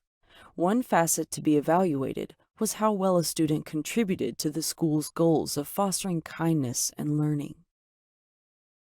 Another facet was one's talent and hobbies like poetry, drawing, acting, or singing. Another was general knowledge of the world. And yet another was about etiquette, politeness, and manners. I put my plan into motion to win this contest from vain, brainless Emily. Still, she seemed so confident that I felt like I had no real chance of actually beating her. The contest, which would span several days, began. The first phase of the competition was on the social aspects of beauty. Emily chose to woo the students by distributing roses and chocolates to them. In addition, she flirted with the more popular boys to get them and their friends to like her. Other contestants distributed different things to students. I needed to do something distinctive and unexpected, something genuinely useful. So I summarized the semester's school subjects for the students so they could study more easily and efficiently for their final exams. I also asked Mom to prepare healthy lunches for them. My ideas were well received. The next phase was general knowledge. The judges paired everyone with a rival, The winners of those pairs would then be paired repeatedly until only one winner emerged by elimination. I was paired with Emily. Favoring her external beauty, the judges asked her easy questions. Me, I got the challenging questions. But despite this biased treatment, I answered all the questions correctly. The next part was about artistic talent. Emily was an excellent actress. Imagine that. She portrayed a stage scene and won well-deserved praise for her performance. My talent was drawing. I drew an intricate drawing and recited a poem. My heart was pounding during my poem recital, but I managed to receive vigorous applause. Emily was staring daggers at me. If looks could kill, my death would have eliminated me from the contest at that very moment. The next phase of the contest focused on costumes. I told Mom that I didn't see how I could possibly be Emily, but she continued to encourage me and believe in me. Her words inspired me. When I woke up that day, I was surprised by a new dress in my closet. It was so stylish and fit my form perfectly. It made me look like Cinderella. I wore it and went to the school. All the girls were beautifully dressed, as was I'm happy to say. I did well in this phase. The final phase would be judged on external beauty. The judging began, and all the contestants were so beautifully made up, with expensive hairdos and elegant sparkly dresses, that my spirit plummeted as my chances of winning seemed almost nil. Then suddenly, I had a crazy idea. I whispered in Mom's ear and went into the restroom. When they called my name, I walked up onto the stage in clean, neat, everyday school clothes, with no makeup and no fancy hairdo. Just plain old me. I asked the judges for permission to speak, and they allowed it. Directing my speech to the students present, I explained that my external appearance was not what true beauty was about. Yes, I could dress up and smile for one day to impress the judges, but what about the other days of the year? People's outward appearance should be respectful, decent, and proper all the time. When I finished my speech, it was met with enthusiastic applause, even by the judges. Now it was time to announce the overall winner of the contest. As is typical, they announced the third place winner, then the second place winner. I hadn't heard my name yet and was sure that Emily's name was about to be announced for first place. When I heard my name announced for first place, I screamed with joy. I couldn't believe it. Everyone was cheering for me, and Mom was looking so proud. After the contest was over, a shy but well-mannered and well-behaved boy came over and asked me for a date. I turned toward Emily and smiled sweetly. She didn't return my smile. Well, long story short, a plain Jane, me, won the overall contest and proved that even an ugly duckling can be loved for its inner beauty. Friendship is not a word that is easily described. In fact, those who know the true meaning of it are scarce. It usually comes with a bond of trust that is not easily broken. The question is, can you believe in that bond till the very end, no matter what? My name is Sophie. I'm 21 years old. I used to live with my parents and my two siblings, Lena and Brian. Dad's an architect. Mom's a doctor. But she had to leave her job to take care of Brian and Lena because they were young and still needed her care and attention. And for a long time, so did I. As a kid, my parents were always worried about me. I didn't have any friends at school, and I was very shy. I would immediately cry when something happened, but all that changed when I met my guardian angel, Matilda. The way we met was somewhat bizarre. I did pretty well in my studies at school. I had hobbies like art and music. Unfortunately, there was this one group of girls who liked to bully people like me. One day, in science class, I was carrying a project I was working on when those girls stopped me and tried to take my project. Just when I was about to cry and let them steal it from me, a girl appeared and told them to leave me alone, or else they would have to deal with her. When they saw her, they looked frightened and left in a hurry. I didn't know the girl, but when I turned to look at her, I saw that she was a tall brunette with a beautiful smile. She took my project and held it for me because I was shaking and sobbing. Then she walked me to class and told me she would be back during break to check on me. As she was leaving, she called back to me and shouted that her name was Matilda and said that she would see me later. She did indeed come back during break. The clique of bully girls left me alone after that and kept their distance from Matilda as well. I asked Matilda why they were so afraid of her. She laughed and said it was a long story, but the short version was that she beat them up once and they became afraid of her and stayed clear ever since. I asked her how she knew that those girls were always bothering me. She said it was pure coincidence, that she had happened to be in the classroom the day they tried to take my project from me. She said that I looked so helpless that she decided to step in. I asked her to be my friend. She teared up a little and said, "Of course," and from that day forward, we became the best of friends. I was cheerful every day now, and we grew closer and closer together. The happiest days of my life. Her story was unusual. Her dad was a boxer. Her parents split up because her mom couldn't stand the thought of him risking his life boxing every day, so she left. Her dad did his best to look after Maddie and her two little sisters. Then, one day, he was killed by thieves who robbed him as he was coming home from work, leaving Maddie to raise her siblings alone. This heavy responsibility matured her and toughened her character. She taught me to be bold, to love adventures. I feared nothing with her there. I dealt with situations decisively, without hesitation. We were like two separate halves of a ship sailing in the dark that happened to find each other one night and came together to complete each other. This was how I met Maddie, and our friendship grew stronger year after year. Maddie and her sisters were like my own sisters. We were all one big happy family, until something happened that disturbed the fabric of our universe. I enrolled in the College of Engineering, while she enrolled in a different college. The first year of college was difficult for me because I missed Maddie so much, but then I tried really hard and focused on my studies. In my third year, I met Matthew, a player on the college basketball team. During that time, I was working for the college newspaper, and I was assigned to interview him. He was smart, handsome, and had an inspiring story. His parents died when he was young, leaving him responsible for his younger brother, so he decided to work and earn money while pursuing his dream of being a basketball player.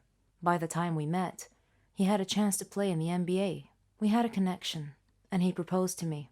I wanted to tell Maddie so badly, to share this wonderful news with her, but I couldn't. Maddie had completely disappeared that year, and I hadn't seen her at all. I didn't know where she was or how to reach her. Then, one day, I got a call from her. Her voice sounded distressed, maybe because her responsibilities were such a burden on her. Either way, I was glad she called. She seemed sad, and I asked her what I could do to help.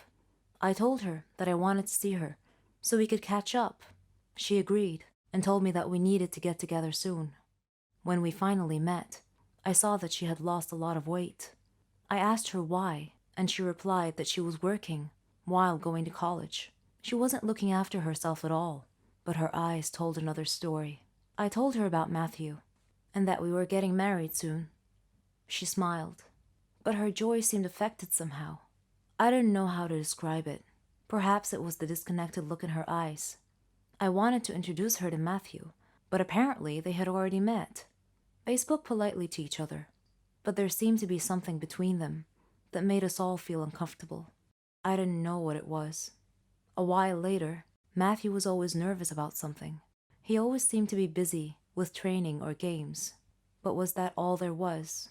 At the same time, Maddie had started acting weird as well. Something was going on between them, but I couldn't quite put my finger on it. Whenever her phone rang, Maddie wouldn't answer, or even look to see who was calling. Shortly before my wedding, Maddie had disappeared again without notice. Matthew went back to his normal self, and everything seemed to be fine. The wedding ceremony was going beautifully, until we got to the part where the preacher said, "Anyone who saw a reason why this marriage should not take place, may they speak now or forever hold their peace." Well, it turned out that there was someone who saw a reason why this marriage should not take place, and that someone did speak up. And much to my amazement, it was Maddie. She shouted that Matthew was her fiancé, and that he had deceived her and left her for me. Matthew looked at her with a perplexed look on his face, as if this was news to him. I felt like time had shifted into slow motion. I had to be dreaming. I couldn't imagine why neither of them told me this before. I looked at Maddie and asked if it was true. She said, "I'm done lying to you. I don't want to act anymore. Meeting you has been the most horrible thing that has ever happened to me. My life was going well till I met you. You got everything you wanted, even Matthew. He chose you instead." I was staring, lost for words. Tears started running down my face. "Please leave," I said quietly. Maddie was crying too, yet she smiled and walked away. I didn't understand her behavior. Why did she smile as she walked out of my life? Days later, the answer revealed itself. Matthew and I knew each other well, and what happened at the wedding did not affect us at all. Still, I could see it in Matthew's eyes. He had something to tell me, and one day, he came inside the house with tears in his eyes. I asked what was wrong, if his family was okay. He nodded and said, "They're all fine, Sophie, but there's something I've been wanting to tell you." During those times, when Maddie disappeared without warning, it was because she kept a secret from you. She had a terminal disease. She was dying. I was shocked. He continued and said that she had arranged the scene at the wedding to make me hate her, so that when she died, I wouldn't feel grief or sorrow. That she had loved me so much.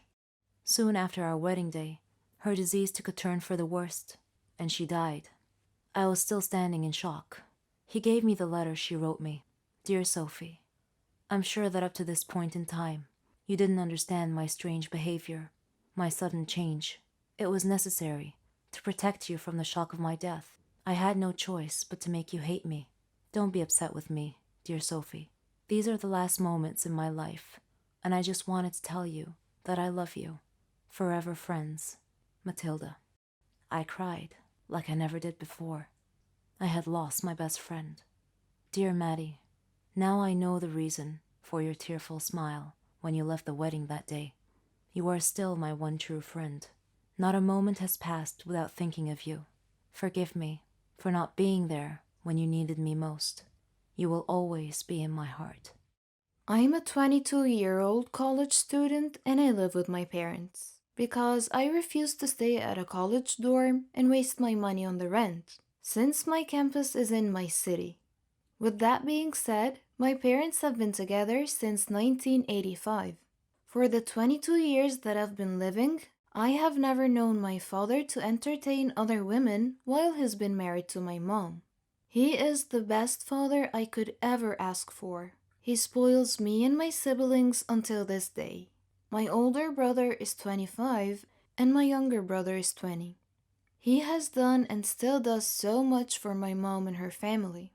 My mom has sickle cell and my dad has always been a rock for her. He's naturally a giving person and loves helping people. As a father, he's been near perfect. I thought even as a husband he was, until a few days ago. After a hectic day at my niece's christening, my mom noticed that my dad's other phone kept on vibrating. It was on silent and she asked me to take it off silent. My parents are both in their 50s, so they aren't tech savvy as us. Anyway, I did that and she noticed a bunch of calls from this one person with the same number. That person called again and my mom answered. It happened to be another woman on the line who said, "Hey," in a really friendly voice. Once she heard my mother answer, the girl hung up and wasn't returning any further calls. And that was the first red flag. So my mom goes downstairs to the kitchen and confronts my dad about it. And he's dumbfounded and tries to play stupid. And that was the second red flag. He stood there, just speechless. My mom asks who the woman was, and my dad just told her to give him the phone and said it's a former colleague from work. She then told my dad to call the number, and he refused. My mom questions why they're still in contact if it's a former colleague, and I don't remember what my dad said.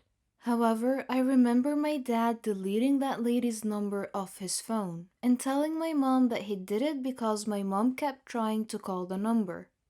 Either way, I'm not an expert in body language, but his reaction screamed guilty. I know how my dad reacts if he's been wronged, and he didn't act like that here.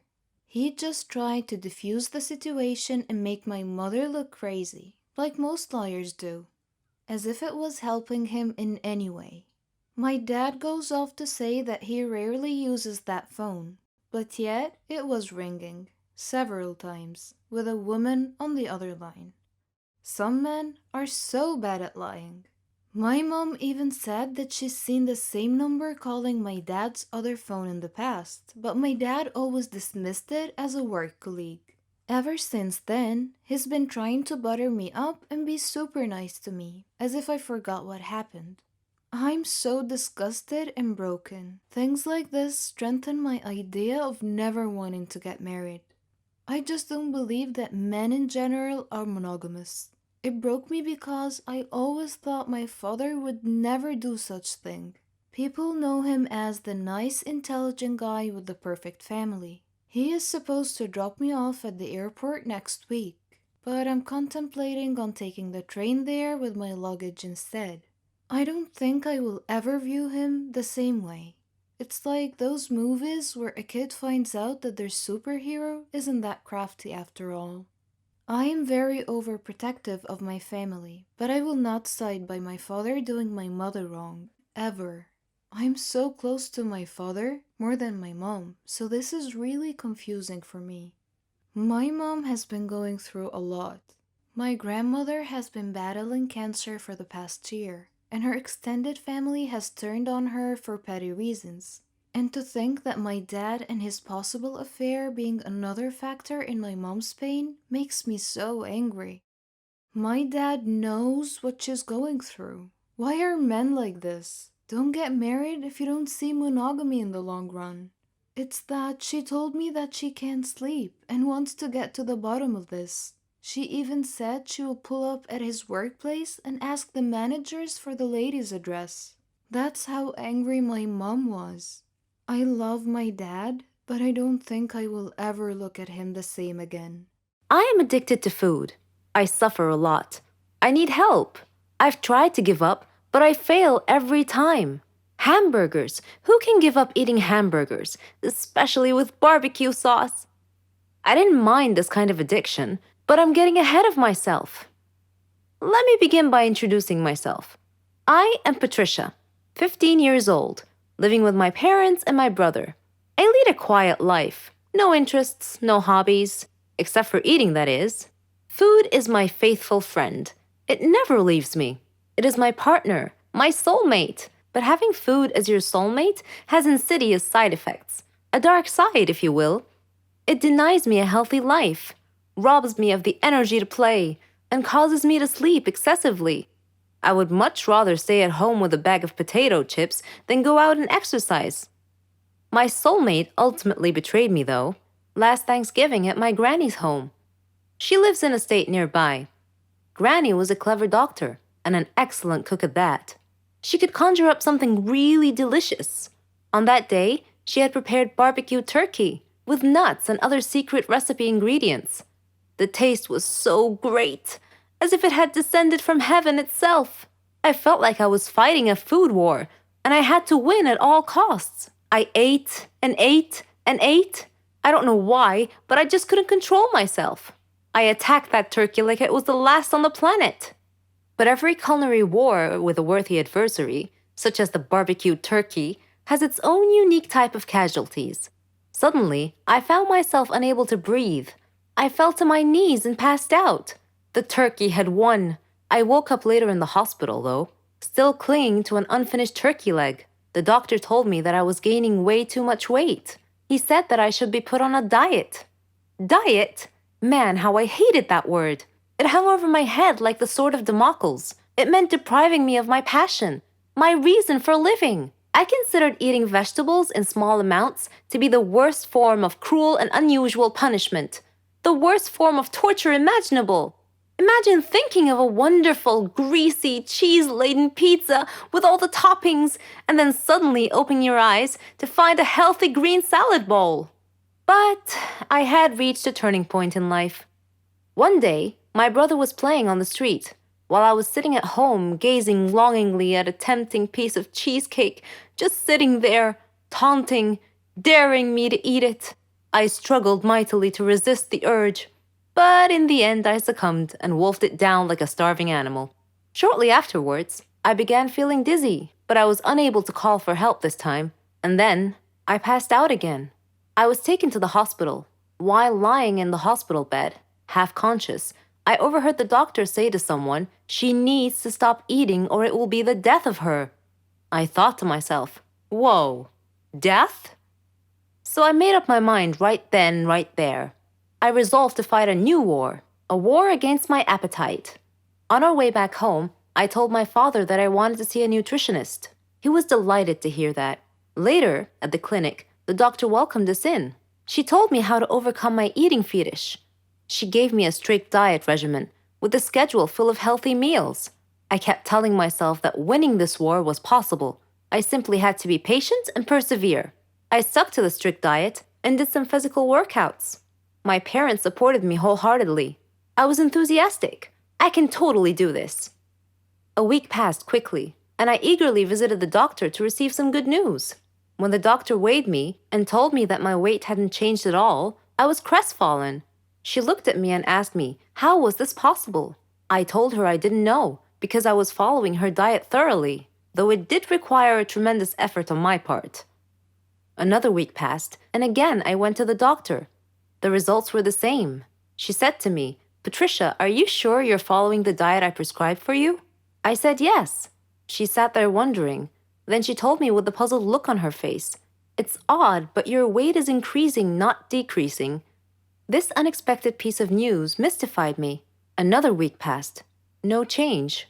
The doctor was nonplussed. I returned home with a dejected look on my face. My father asked me what was wrong. When I told him, he laughed. Do you believe that? My father actually laughed at my predicament. I was furious. He gestured an apology with his hand and then told me that it was my own fault. I was puzzled. What are you talking about? He told me that I had been sleepwalking to the refrigerator every night and eating everything in sight. I was taken aback. I couldn't believe it. "Stop acting like you didn't know it," he said. "You must have been awake." I replied, "No, Father, I'm not acting. I was truly unaware that I've been sleepwalking and eating in my sleep." But now that we've finally solved the mystery of the increasing weight, we returned to the doctor with this new information and told her the situation. She laughed and told me that my discipline had denied my body the food it craved, but my brain had refused to cooperate and had overridden my will by urging me to eat in a subconscious state. She told me not to worry, though, that she could treat that. Armed with this knowledge and her support, and the support of my family, I felt that I could finally win this war. 7 years old can be a very critical age in a human's life. It's the year we graduate from first grade to second grade. It also may be the year when you first participate in a sport that will shape your future. But for me, it was the age when my parents decided they wanted to lead separate lives. I grew up like any average girl, attended a good preschool, participated in sports, and had good friends. My parents, as I recall, were always in a good mood with each other and shared the joy of raising their daughter together. I have few memories of the bad times my parents had argued. The worst memory I recall is lying in my bed one night when I was 7 years old and having my parents come into my room and my father saying, "Tanya, your mother and I are getting a divorce." My immediate reaction was a natural instinct for a young child, which was to blame myself. I often had more than one birthday party as a kid. This sounds cool, but it wasn't all it was cracked up to be. I'm a child of divorce. My childhood wasn't mine. It belonged to my parents. I lost myself in every effort to appease each side of my family. Shuffling alone between two separate lives meant that I was on the fringe of each family, never an insider. The people I loved most were never in the same room together, and many of them barely even knew each other existed. I missed out on events and celebrations because I would have to spend time with my other family. Children of divorce learn to cope with these struggles and instability by the age of 10. I no longer wanted to deal with it. I didn't want to live in two different homes with two different bedrooms, different clothes, different toys, different friends, and even different rules. I was a 10-year-old caught between a rock and a hard place. So one day I told my dad that I didn't want to visit anymore. It was a courageous and ignorant act, to be honest. We will never know if it was the right decision or not. But at the time, neither one of my parents possessed the emotional stability it would have taken to unearth a more positive solution. And so that was the way things went.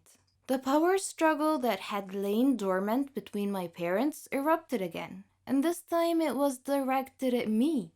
This time I was responsible for the discord. In one house, I was blamed. In the other, I was a victim. There were no more multiple birthday parties. Instead, there was stability and consistency in one house, anger and avoidance in the other. Choice is met with consequences, and as time went on, I fell out of touch with my dad's family. It's hard to stay in touch with people connected to someone we have pushed away. Cousins I used to play with were erased from my life. We never visited again. Was that because it's best to keep served ties cut? Or was it my punishment for being a horrible child? All I knew was silence and loss. When I was in my early teens, my mom remarried and I met new cousins. I learned new Christmas traditions and sat with new kids at the dinner table. Instead of being ushered from one family to the other, life settled down. Even though I heard from my dad only once or twice a year, life was fairly stable. But that changed again when my mom and stepdad split up during my first year of university. I tried to keep in touch with my family members every time I went home for the holidays. Again, I tried to please everyone while anxiety flooded my thoughts. Whom should I spend Christmas Eve with? Should I visit with this family or that one? Will they be offended if I don't make time to see them? Will they be offended if I don't bring presents? I would have loved to have everyone drop by and visit me, but that would not have gone very well at my mom's house. Instead, I diligently visited everybody on my own, carrying thoughtful little presents I bought on my student budget. I would make small talk and feel like an outsider. I was always the awkward guest, never the welcoming host. For 10 years after I graduated from university, I lived away from home. Not a single family member from any one of my four families, save for my mom, came to visit, called, or even let me know when they flew through town. Yet, every time I went home for Christmas, I scheduled visits, bought presents, and made time to see as many people as I could. I did this to make them feel good, not me. 2 years ago, I moved back home, and now I live less than a day's drive away from all four of my families, their new spouses, and young kids. We're all connected on Facebook, but my mom is still the only person who ever calls or visits. When I hear that a family member passed through town but didn't call, it saddens me. But I realized that they don't call because they don't really know me. To them, I was never a fixture. I was only ever around a few Christmases here and there, and although they were my family, I was never theirs. They don't know that they are just one of several people spread across four different families that I wasn't able to keep in touch with. Sometimes divorce spreads us too thin to make anything real, lasting family connections. This summer, I am getting married and starting my family. I'm trying not to have too many expectations. I know no family is perfect, but my soon-to-be husband is the king at keeping in touch with people. He's persistent, charismatic, forgiving, and loyal. He's teaching me what family means. Together, we will teach our kids to reach out to one another with compassion and to stick by each other through times of darkness.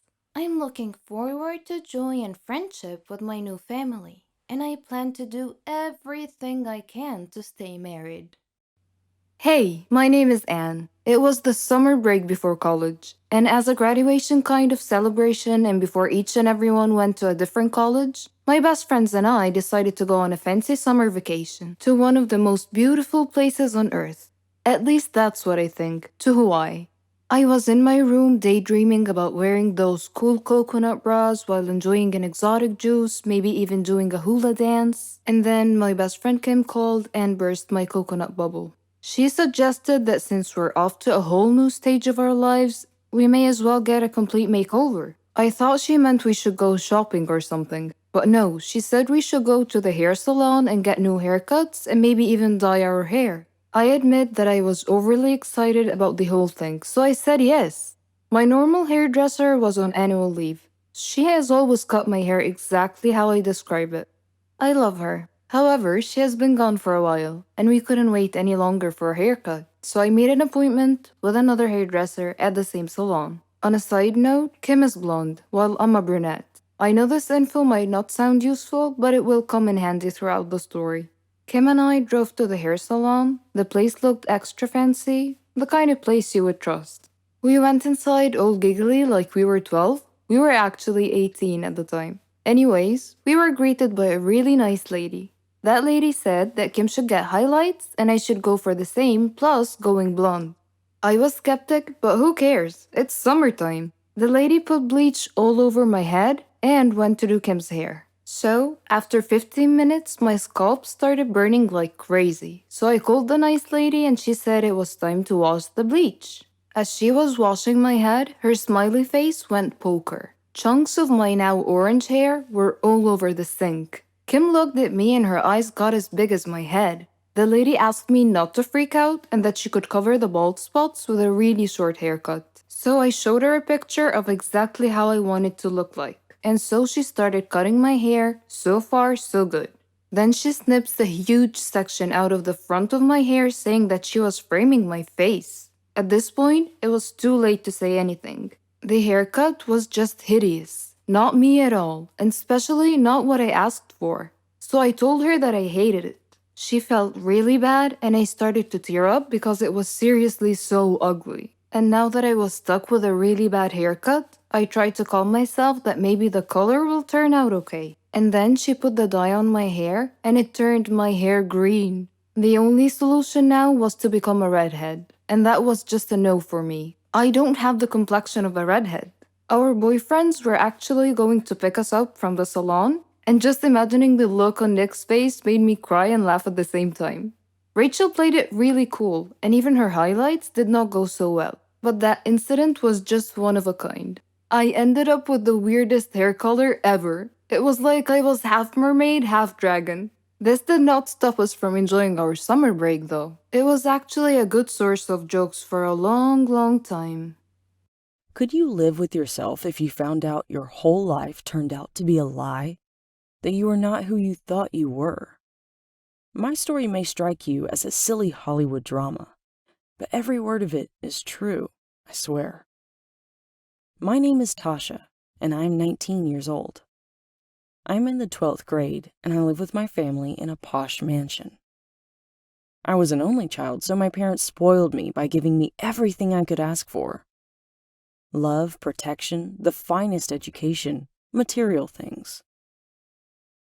My father always worried for my safety. He was so protective that it annoyed me, though I loved him for it. I lived the life that every teenager could only dream about. I had a car, money, and the ability to travel the world if I so desired.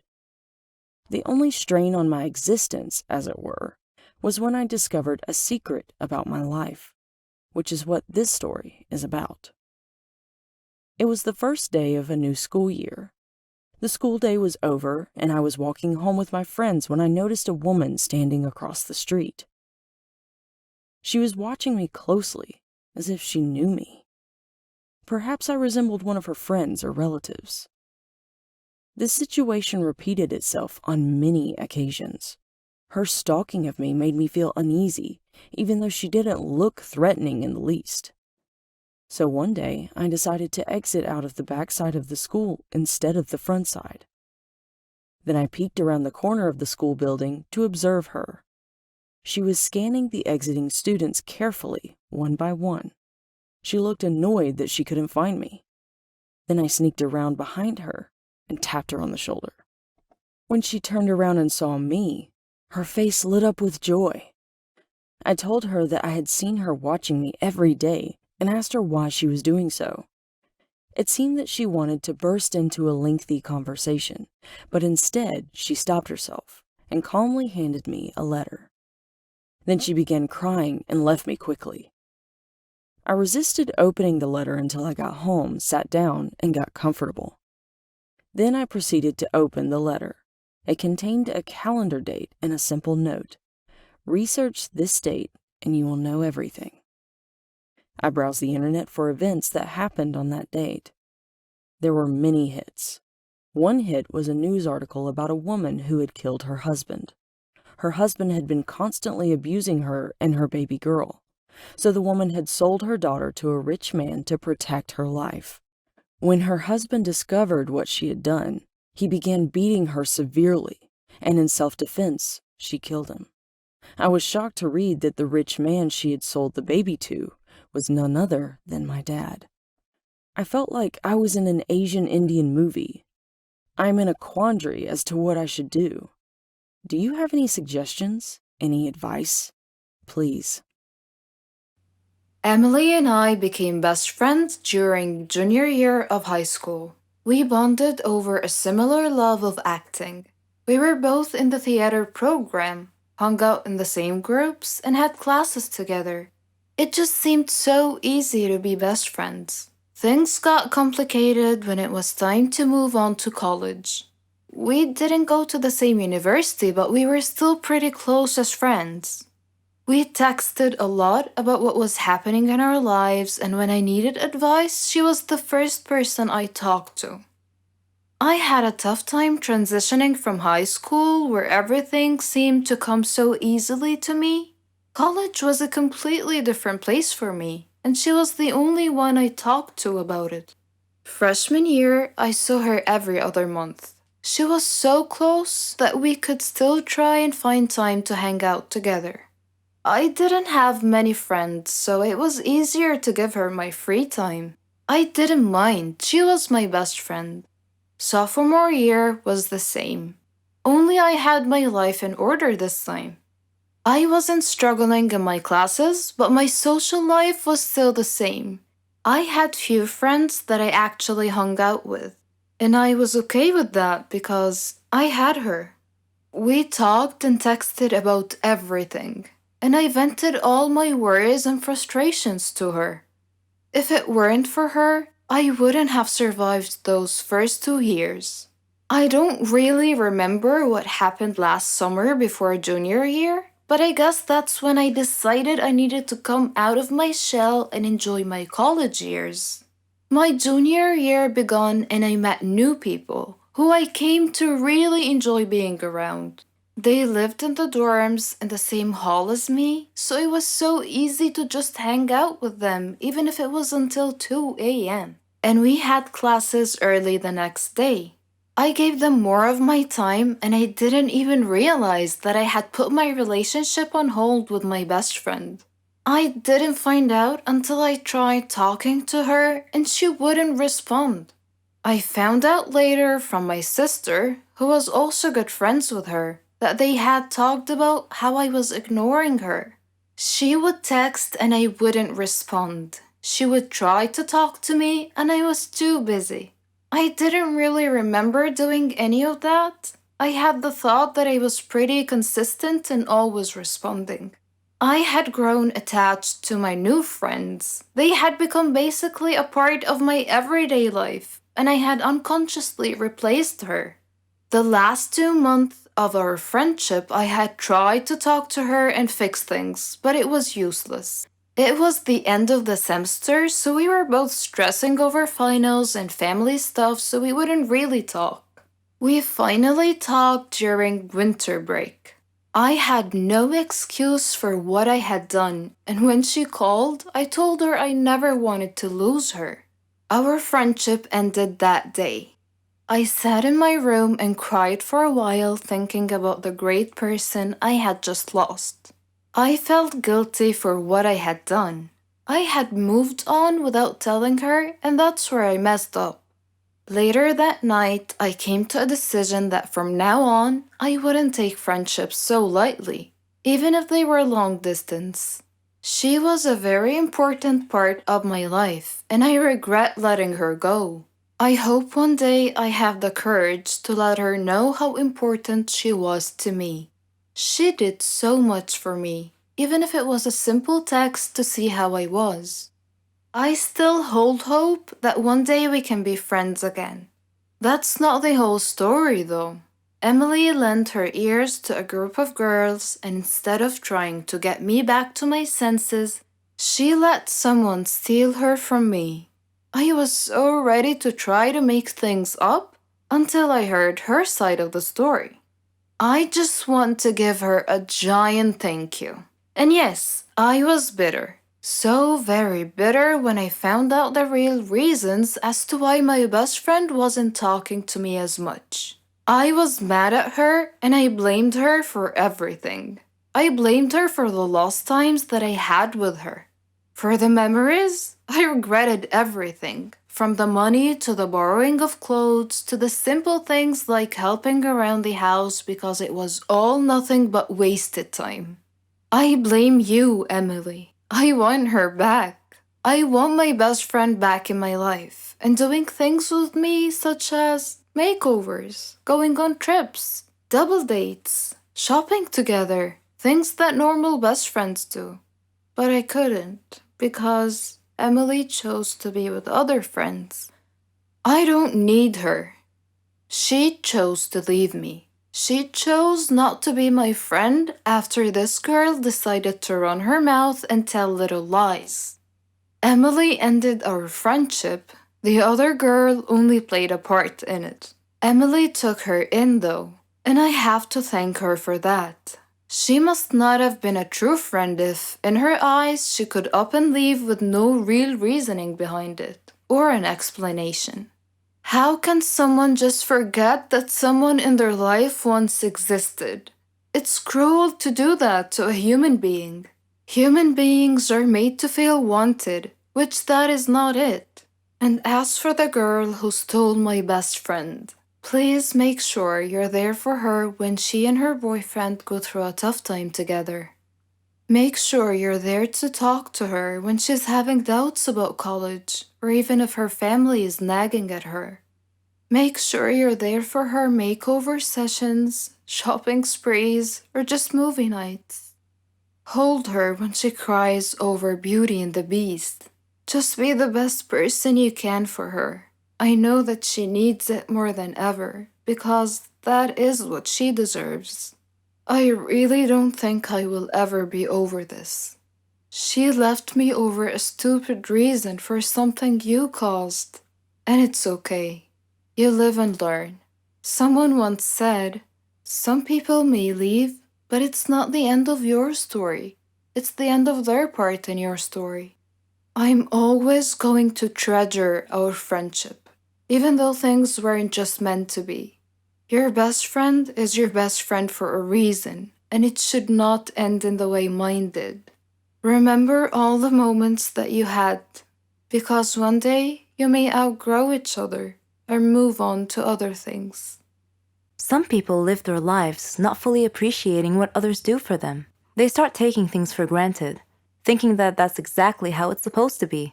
Parents sacrifice a lot for their children, and when the children appreciate and try their best in life, that would be worth more than any words can ever describe. My name is Megan, and I hope to inspire you with my story.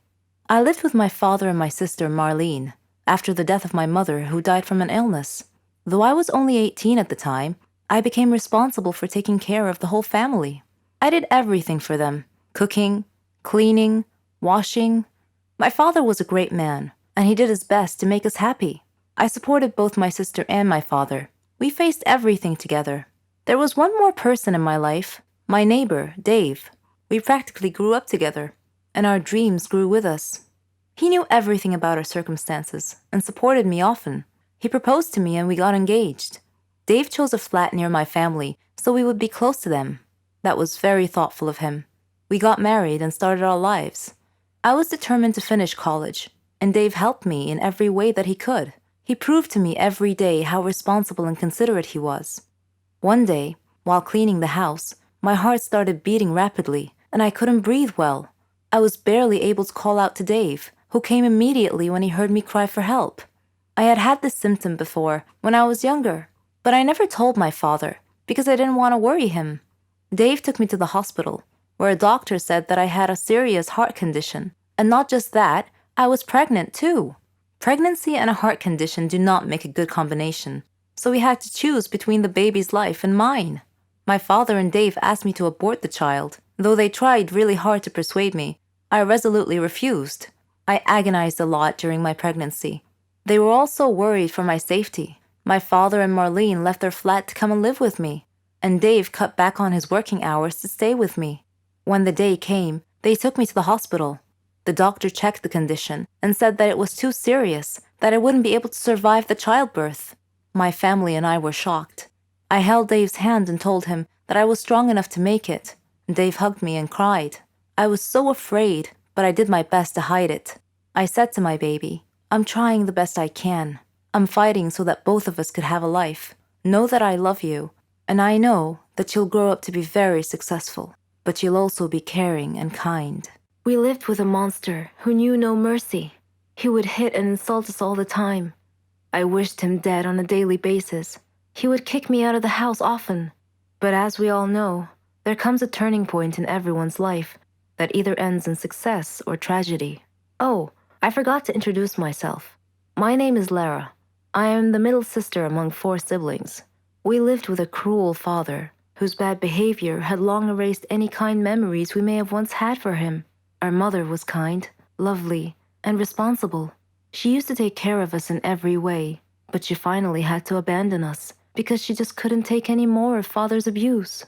I remember the scene vividly to this very day. There was a big fight between my parents. At the end of it, mother had opened the door while holding a suitcase. We were too young to understand anything at the time. She was crying as she turned and walked out of our lives forever. We were expecting father's attitude to change after that, but it didn't. He continued mistreating and ridiculing us every opportunity he got, neglecting us completely. He gave us neither food nor clothes, only a very small amount of money to fend for ourselves. What could we do? We had to live with the situation.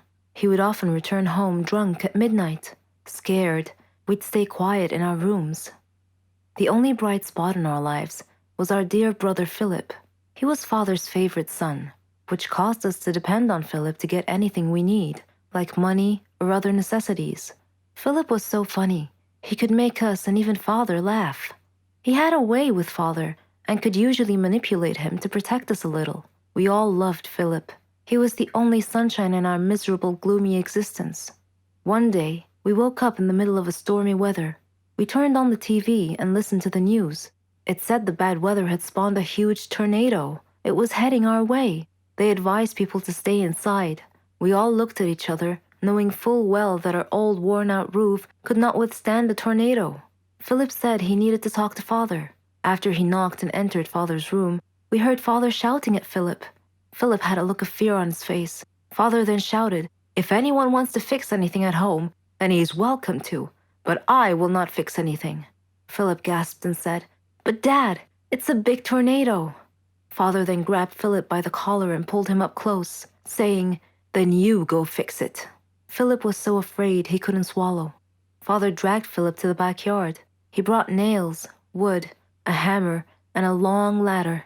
Philip was terrified when father pushed these things at him and told him to get to work. Philip begged, "Please, Dad," but father just shouted, "Go." Philip took the nails, the hammer, and the wood and began to climb the ladder up to the roof. The wind was howling, blowing very hard, and I had a feeling of dread that something terrible was about to happen. Father just stood there, not worried about Philip's safety at all. To calm us down, Philip looked at us, as if to say, "Don't worry, everyone, I'll be okay." There were many wires on the roof. Suddenly, a strong gust of wind caused Philip to lose his balance, and he reached out to grab onto something to keep from falling. Unfortunately, He got hold of an uninsulated wire. He screamed at once and fell off the roof. We watched, horrified, and began screaming. Father frantically rushed over to Philip's body lying on the ground. He lifted Philip's head into his arms and rocked him gently, but Philip was dead. He got electrocuted. We had never seen Father cry, but he cried a lot that day.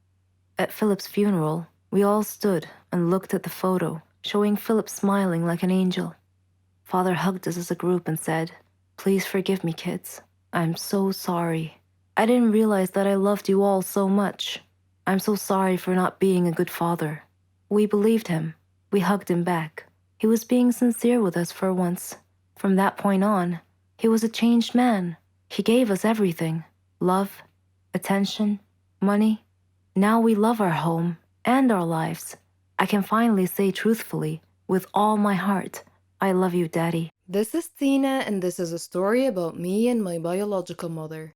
My mother is sitting in the cafe of a garden center, staring at her cup of tea. I'm over the other side of the shop looking at some strawberry preserves.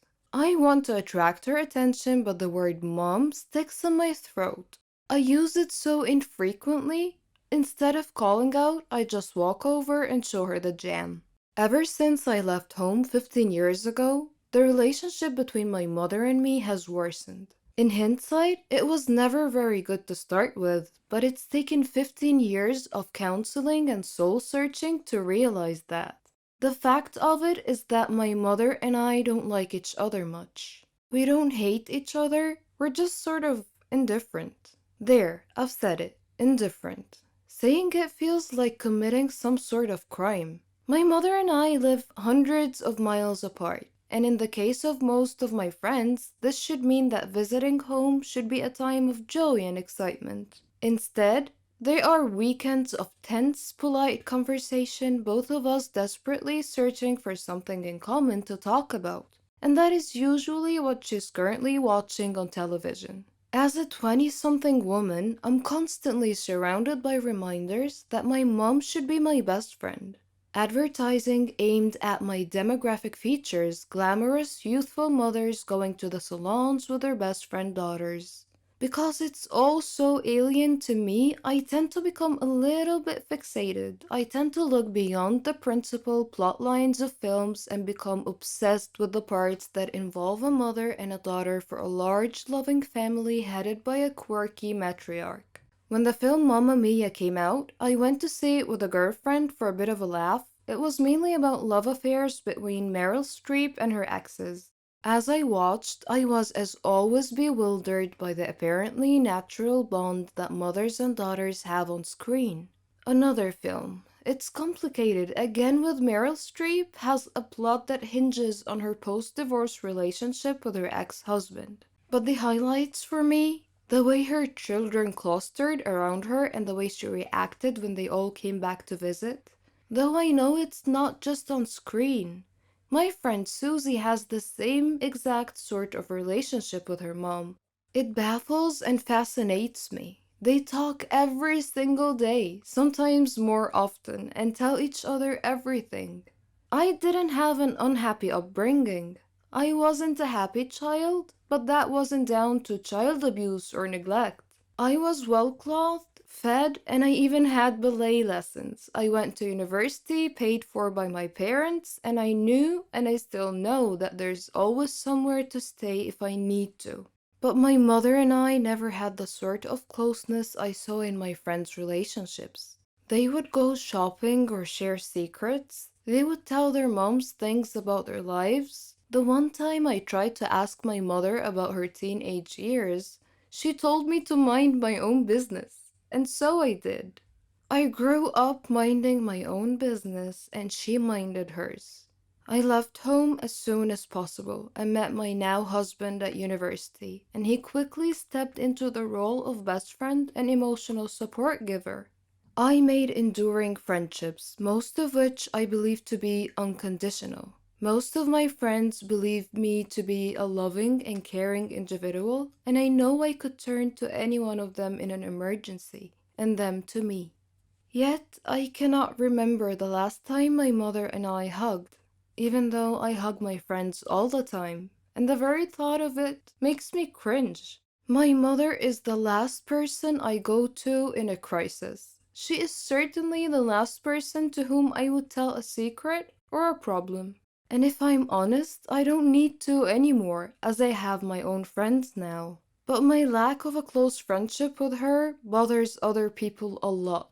When I say that I don't have a close relationship with her, they ask whether we fight a lot.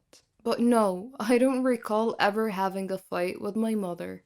That would entail caring enough to bother. I used to go through phases of worrying about it and trying to repair the damage, but all the while I was aware that I was doing it for other people. I visit infrequently, but I visit. I do it not so I can see her, but if I'm honest, so her neighbors and family can see me visiting. A few years ago, before I realized I didn't care anymore, I called her up and asked whether we could sort it out. Her answer told me everything I needed to know. Sort what out? I stopped bothering from that moment on. Now my principal concern is explaining to people why I don't see her that often, and I feel guilty for not really having a good enough reason. My parents weren't divorced. My father died a few years ago. There has been no huge family dispute. There's no big skeleton in anyone's cupboard, well, not mine anyway. I recently went to see a nurse for a routine appointment, and she asked a host of questions about my mother. Eventually, I had to confess that I didn't know half the answers. She asked whether I could find out. My heart sank as I imagined having to give away a detail of my life, such as why I was going to the nurse, to my own mother. Mother's Day is a nightmare. Trying to find a card that doesn't say my mother is my best friend or the best mother in the world or my heroine is not easy, let me tell you. Others try to fix it for me. Why don't you book a spa weekend for your mom? The very thought of my mother agreeing to or enjoying something like that is just laughable. Or they ask, why don't you go for counseling? This would be all well and good if she would ever condone the idea, but it implies a relationship that needs to be mended. Why does it need to be fixed at all? Were my mother a woman I had met on a train and chatted to for half an hour, she would be one of the last people in the world I would want to talk to for a further half hour. If she wasn't my mother, she would be someone I groaned about having to spend any time with. I simply grew up and discovered that I didn't like my mother as a human being. She's not like me. She's self-obsessed, not interested in others, thoughtless, and incapable of genuine warmth. She has no concept of giving love to receive love, and has never asked me a single meaningful question about my life or career. Some people might feel that I have a duty as a daughter to be there for my mother, that it's down to me to repair our relationship. But because of the way she's raised me, I don't feel there is a relationship to repair. I wish my mother no harm, and if she were in trouble, I would help her like a shot. But I would also be there for any of my neighbors and the old man who swears at people from the bus stop across the road. I've been cursed, and it will haunt me for the rest of my life. It all began with a joke at first, but some jokes have serious consequences, and when this happens, your life becomes an uphill struggle. My name is Catherine. I'm 16 years old, and I live with my parents and my little sister Mara. I like music, acting, and watching action movies. I play baseball and practice ballet. I've even won a lot of prizes. I just had one problem. I like to make fun of people. It's like an addiction. I never watched what I said, nor did I care who it hurt. The kids I picked on were actually kind and gentle, but that just encouraged me even more. My friends were exactly like me. In fact, I was their leader. We walked like we owned the school. We had a classmate named Norman. He wasn't exactly what you'd call in good shape. He was quite the opposite of fit. During class breaks, my gang and I would steal his lunchbox and throw it around each other, keeping it away from him.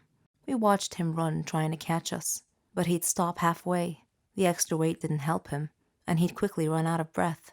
Whenever he entered the classroom, we would surprise him by throwing old, musty vegetables and fruits at him. Norman tolerated our teasing. He didn't seem to mind much. But then, one day, a joke went a bit too far. We conceived an evil plan. We told him that there was going to be a photo contest, and the person who makes the funniest pose wins. Norman was so gullible that he believed us. He actually gave it some thought. Then he posed for us. We did our best not to burst out laughing while we took pictures for him. The next day, when he came to school, Norman discovered that his photo shoot pictures had been posted all over the classroom walls, and the kids were laughing, writing comments all over the place. Norman was mortified, and he looked around at his classmates' faces. They were all laughing and pointing at him. Norman started crying, and his nose started bleeding. Then he fainted. A teacher had to call an ambulance to take him to the hospital. I certainly didn't expect that to happen. We knew that Norman would get so fatigued sometimes and leave school for the rest of the day, but we didn't know that he had a medical condition, and I felt deep regret. The curse that I spoke of earlier began when a girl named Naomi joined our class as a new student. On her first day, our teacher brought her in and introduced her to us. She sat at the desk at the very last row. I noticed that she was always looking at me in a strange way, and I wondered why. She looked at me with disdain, and I couldn't figure out why. It was my first time meeting her, after all. I avoided her, mainly because her looks made me feel uneasy, and whenever my gang wanted to make fun of her, I told them to leave her alone. I felt there was something about this girl. One day, during science class, the teacher had paired us up to do a lab experiment, and I intended to ask her about the way she looked at me, but before I could say anything, she took the initiative and surprised me by broaching the subject herself. "You will pay for what you did to Norman," she said coldly. I looked at her and asked, "How do you know Norman? And what are you talking about?" She replied, "It doesn't matter how I know. I just do." I spent the next few days thinking about her words. Afterwards, Naomi ignored me completely. No more staring, no more accusing looks. It was as if I no longer existed to her. I didn't understand her. Then came the day. We had a basketball match. It was the championship game, but I was still busy thinking about Naomi's words. During the game, I glanced at Naomi and caught her looking at me, which distracted me. One of the players from the other team suddenly bumped into me, knocking me down and causing me to land badly on one of my knees. The pain I was in. I had to withdraw from the game to be taken to the hospital. At the hospital, the doctor said that I had torn a ligament from my knee and told me that I would need a surgery and a lot of medication. So after going through the surgery, I began taking my medications. It caused me to gain weight, even though I wasn't eating very much, just vegetables and fruits. I asked the doctor about my sudden weight gain, and he told me the medications I was taking were affecting my hormonal balance, which rarely happened, but in my case, it did. He said that I would either have to endure great pain or deal with the overweight because it wasn't going to stop. So there you have it, guys. This is the curse that Naomi cast upon me, the price I had to pay for what I did to Norman. Eventually, I got well enough to take my final exams. When I arrived at school, all my friends took one look at me and started laughing. I was now their target, their prey. One of them said, "You're as large as an elephant." "I'll lose weight once I stop taking my medications," I retorted, but no one was listening. I am now living in a nightmare, and I would like to tell Norman that I'm very, very sorry for everything that I've done.